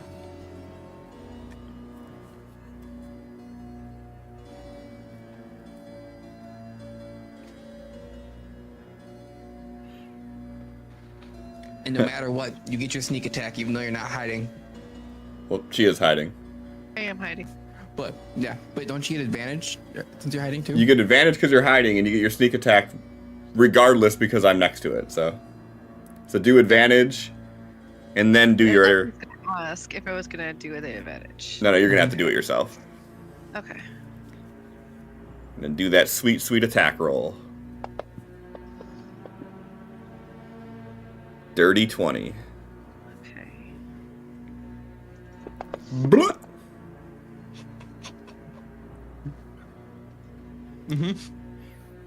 Yeah, that checks out.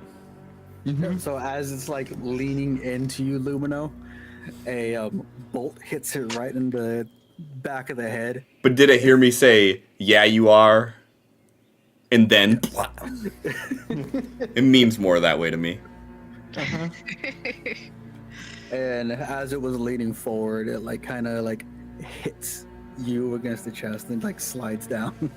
I'm gonna like basically like hook it with the axe and just kind of throw it onto the ground, and then turn and look at the one that's next to Ignis, and I'm just gonna like roar at it. All right, Luna, what else are you doing?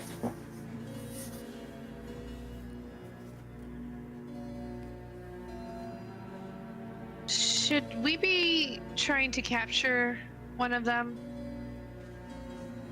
Are you saying that out loud? They die. I probably can't hear you.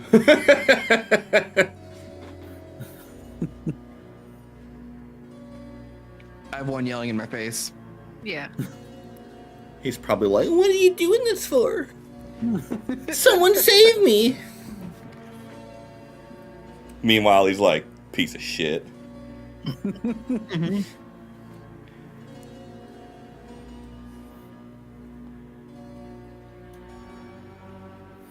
So, that's your turn? No.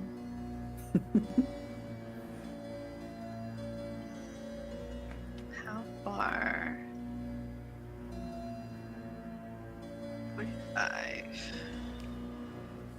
You should be able to. There might be a disadvantage. So I'm checking right now. I think it's 30, 60. 3120.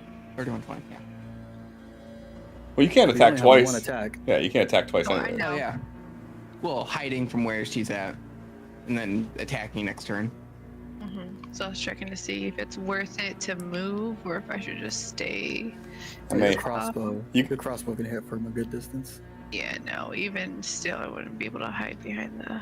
the hand crossbow should be 6120, I think, isn't it? Is it 6120? It's- Or 6090? That's what it says in my little thing. What is it? What is it? It says that it's the 3120. Oh, that's weird for a hand crossbow. It's the smaller ones that she can use in one hand. Yeah, it's a light one. Crossbow hand. Yeah, 3120. So that means that you could still hit it from where you are. You would just do it at disadvantage, but because you're hiding, it would just be a regular attack. So, I mean, you're still not in a bad position to do that. I mean, I guess you could always try to, like, sugar glide, like, here. Well, I think it'd be here, because it's 30, right? Mm-hmm. So, yeah, you could sugar glide, like, here. That way you're still behind the thing. You could attempt to hide. And then you got Ignis there, so you're automatically going to be able to get your sneak attack no matter what. And you're going to have Lumino there in two turns if he's still standing. If he's still standing. Yeah. Keep that in mind. I have me, his turn, which I can retaliate on if he hits me, and then Lumino's turn. I wouldn't even waste the extra spell slot to retaliate.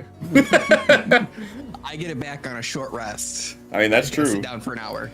That's true, but I'm just saying, like, you ain't even got to waste that shit, because this dude's dead one way or another. He hurt. He pissed me off. They all pissed me off.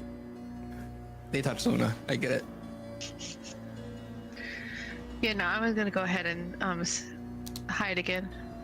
No, they pissed me off because I was I gave them the common courtesy of saying, "Hey, we're not a threat to you if you're not a threat to us," and they're like, "Fuck you," and I'm like, "All right, we're gonna be like that. That's cool." They also woke me up. Yeah, that's a little bit lower on my radar than yours, but Yeah. Oh, They will be. I mean, in Flame Tower that might be like a death sentence, but like in most areas it's not. I was tired. I wanted to sleep. That'll be at my turn. All right. Ignis. Disadvantage. Eldritch Blast. Blam, blam. 4. Disadvantage. Eldritch Blast. Aww. Alright, this next attack's gonna hit. This next one's gonna hit. Offhand. It's gonna hit. Hand axe. Fuck. I rolled a 9. I got better. One more, we got it. Next one. Okay, that's my turn. I don't like that. Hey, it's back. Oh, is that just it rolling for its big attack? Yeah, Why is it a hit and roll? I don't know.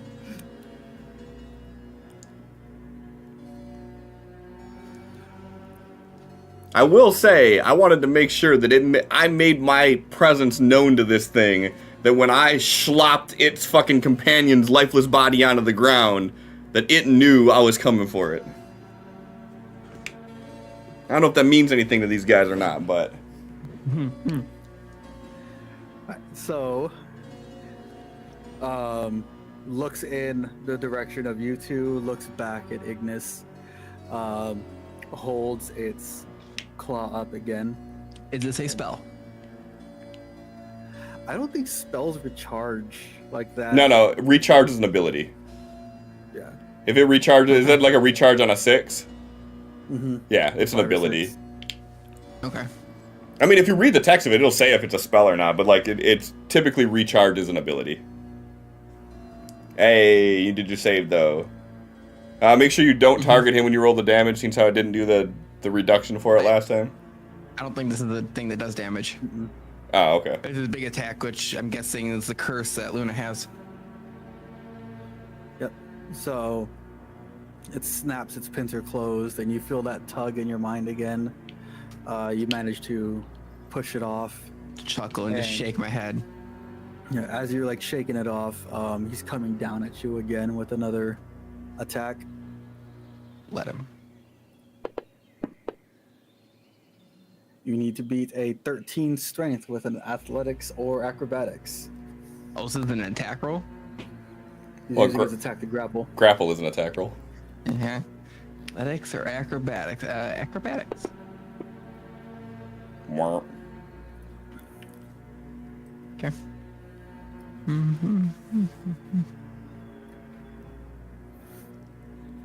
Bitch. So, grabs you and kind of scoops you up in its pincer and starts running in the opposite direction. And it's like holding you in its face, saying something that you can't understand as it's running. Oh. Lumino, you would hear, "Your meat for the children." All right. Hey, guess whose turn it is? Hey, guess what? Now that I got this new level,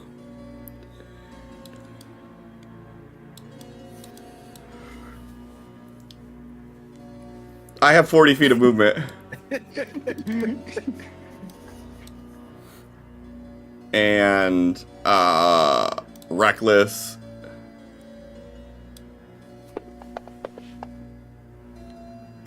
Terrible reckless. Terrible reckless. This guy's squirmy. No one can hit him. Hey. As that goes off, Hey. Oh, we got 4. wailing winds, wind swirl, and a 15-foot sphere centered on you. You and any other creatures in that area have disadvantage on wisdom saving throws. Don't know what that's gonna do, but hey, they got it. And then now, big damage. And then it drops Ignis, and then I'm gonna swing on its corpse.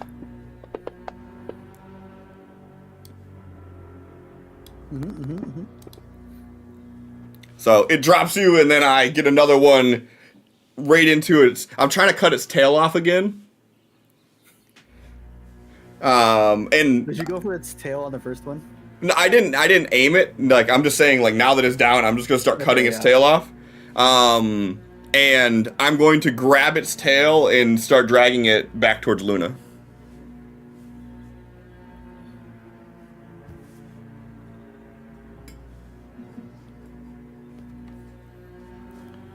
And I'm gonna let my rage die out.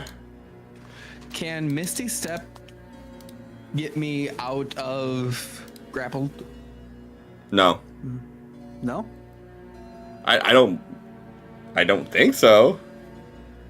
Cause you're It's briefly surrounded by silvery mist, you teleport to up to 30 feet to an unoccupied space that you can see. yeah, I guess so then. I mean, cause all grappled says is your speed is reduced to 0. Yeah, I just point and I'm like, I'm over there now. So yeah, I'm gonna bring this over here towards Luna, and I'm gonna let my rage end. The effects are gonna come off of me. The winds die down. The vines wilt up and turn to ash. And Luna, I'm gonna be looking up at you, and I'm gonna throw the tail of this thing down, and I'm gonna say, "They wanted to eat us. We should eat them."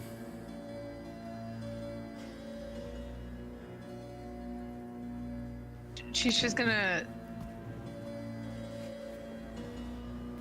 be at a loss for words, not really wanting to have this conversation again. They're fucking bugs. What do you mean? They're like this. This is like lobster. Ninja bugs. This is like big lobster. You're drawing weird lines in the sand, okay? Oh.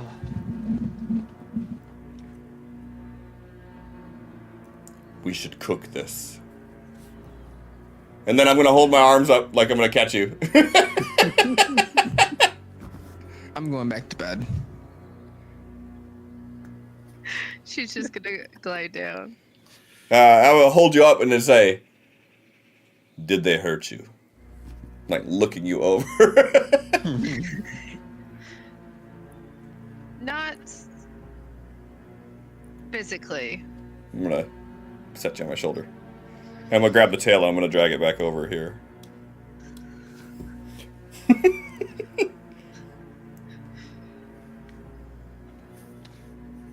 You'll see Ignis climbing back into the tent, already ready to go back to bed. What is a likelihood that I would know how to make poison darts from their tails? You just coat your weapon in poison. There's not much to making the darts.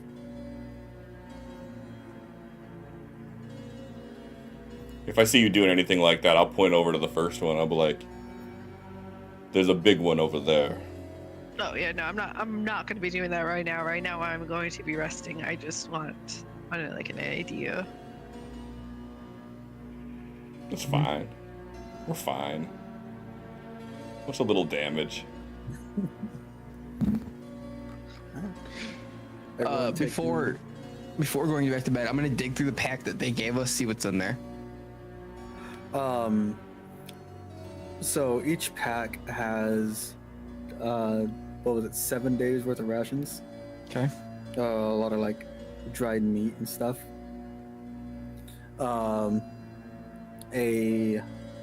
Each one has, what is it, a medical kit? A healer's kit or whatever. Yeah, whatever you can use to like stabilize someone without a roll. And each one has 2 healing potions.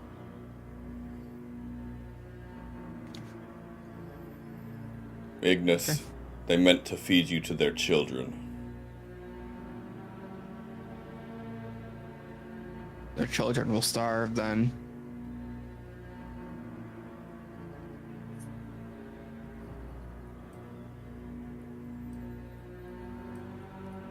I tried to reason with them.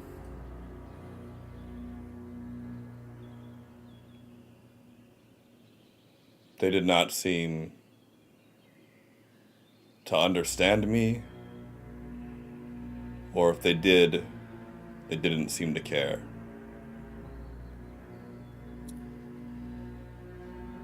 Lumino, give me a intelligence roll. Nah, I just failed. And Ignis.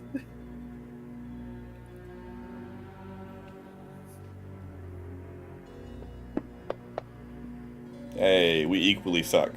Well, that'd be a skill check too, wouldn't it? No. Eh, Skill checks So are no. literally only things on the skill Oh, page. yeah. Yeah. This would be just a check. This would be an ability score check. Yeah. I'm too tired for this shit.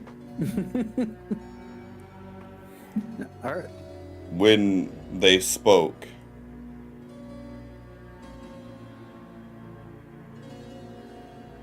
they spoke twice at once. Once in a language that you could understand, where they called out for help. The other in their own tongue, where they taunted and mocked us.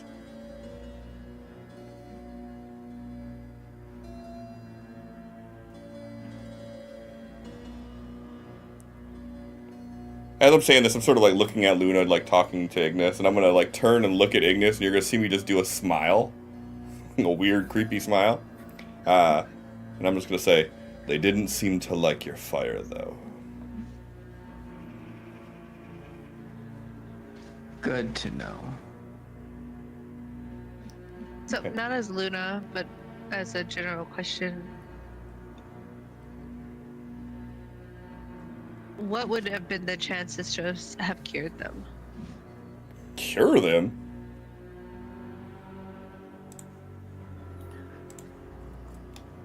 You have no knowledge whatsoever on anything of that sort. Yes, but I feel like given the way they spoke, as far as I could hear them, like my first thought would be like it's something's affected them. Like what are those, like those living parasites, like with the fish with the parasite for the tongue? Oh, interesting. So, the humanoid part of them is a victim, and the insectoid part of them is... The parasite, yeah. That's kind of neat. I didn't even think of it that way. I didn't think of it that way. Lumino sure as fuck didn't think of it that way. Yeah. Also, Sin, just one thing to keep in mind, I don't drop my hex unless I drop concentration. Cause I can concentrate on it for 8 hours. Okay. So, say we got into another fight within the 8 hours, but going to bed, I'm dropping concentration. I'm going to sleep. Mm-hmm. But So, after I I can cast it again. after I say to you, they didn't seem to like your fire, I'm gonna turn and I'm gonna say, and Luna's gonna cook this one for us.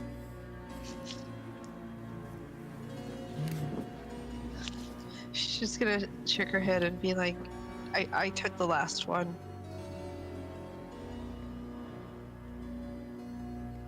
You what? I took the last one, like the last conversation we had about this with him. Oh. This is You don't different. get a This isn't a response. person. You don't get a response of Ignis. He's already on his way to sleep. He was barely responding to Lumino as it was. I dragged a giant scorpion-like tail over to you, and you're gonna be like, "Oh, this is a human." No, no, no. We are not even. You will not win this conversation.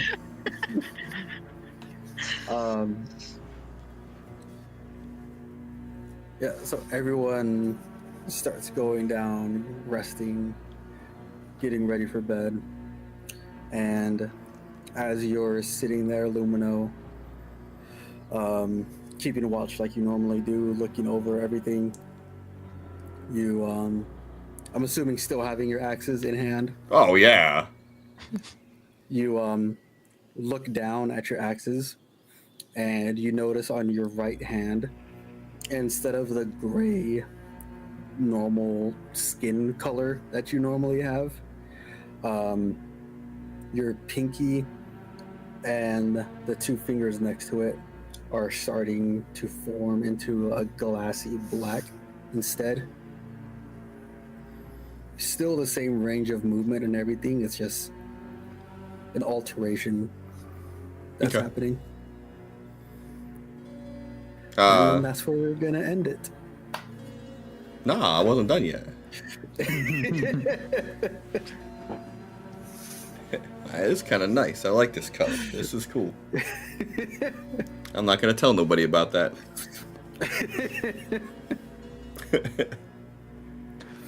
Yeah, if he would have survived Lumino's attack, I would have Misty Step, Eldritch Blast, not a disadvantage. I'm like, and no, just stop. See, I had Stop it. with him standing like where we are right now, basically, right? I had such a cool image in my head of me charging at him. I was gonna jump on him and essentially like this would be all flavor, but essentially jump on him and like spin him around to position his back to Luna. I mean, realistically, it would have been like I'm gonna run up to here, and then if he's right here, I'm gonna take one extra movement to just go here. But like the flavor I wanted to do with it was me jumping on him and basically spinning him to reposition him before I do my attack, so that way his back is facing Luna. But then the fucker walked away and it ruined it. The issue with that would have been, and the fact that he walked away, is I was now in front of him. So you spin his back to it, and then I'm staring in your face. Well, with him grabbing you, yeah. Yeah. Yeah, I mean, I wouldn't have done it if he grappled you in general, but like that was my initial thought of like what I was doing when I was charging at this guy. I was like, oh, that's a fucking cool image I have in my head. And then he's like, pick up Ignis. And then I didn't want to use my second spell so late or so early before he died. I'm like, okay. Nah, fuck that If I guy. have to fight the other two, and I only have one spell left because Hex is a spell. I only get 2 spells. Little baby caster.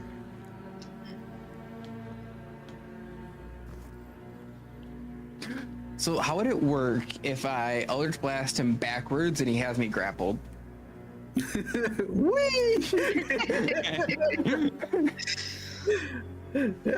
Your movement is tied to his. Okay. Well, but the weird thing about it is it says that you can only move at half speed, but you're being forcefully moved. So that doesn't count towards the same type of shit. No, we would have just been going 10 feet at a time. Yeah.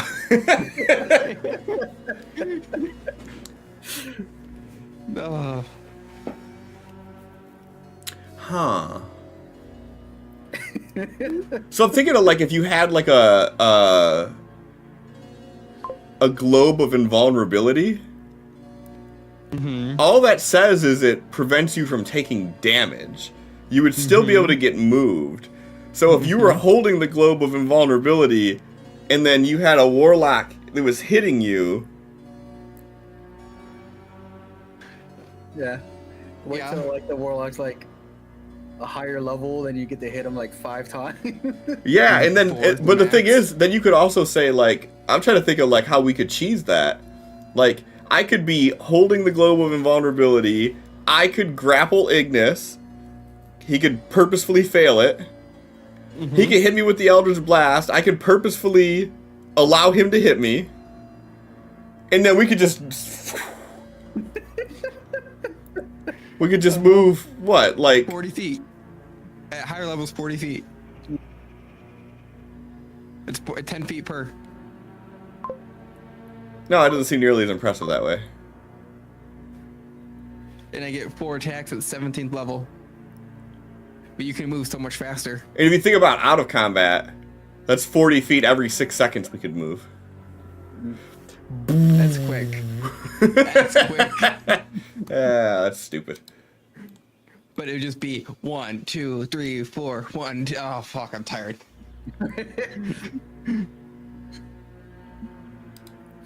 Fucking Lumino's just there chuckling.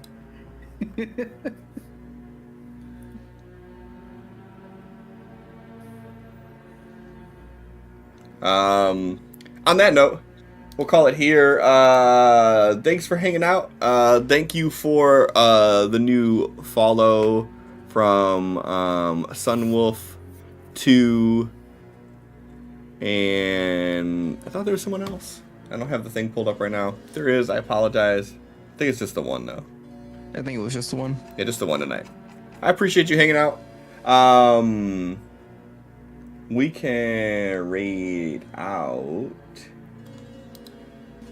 How long has this one been on for? Oh, it ended as I clicked on it. Cool. Not that one.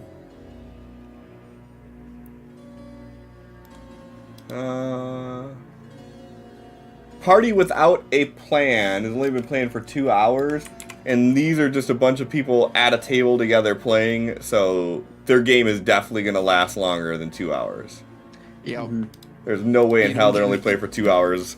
You don't get together like that for just 2 hours. So we'll go hang out with Party Without a Plan. We'll be back next Friday for another Adventures from Amlethil, and one of these Saturdays we'll have another one of the Floating Isles of Aetheria. That's not up to me, it's up to Sin, so we'll figure it out. Christina. Yeah, I mean, ultimately, if it's up to Sin, it's up to Christina, but... Yeah. But on that note, have a great night. Bye.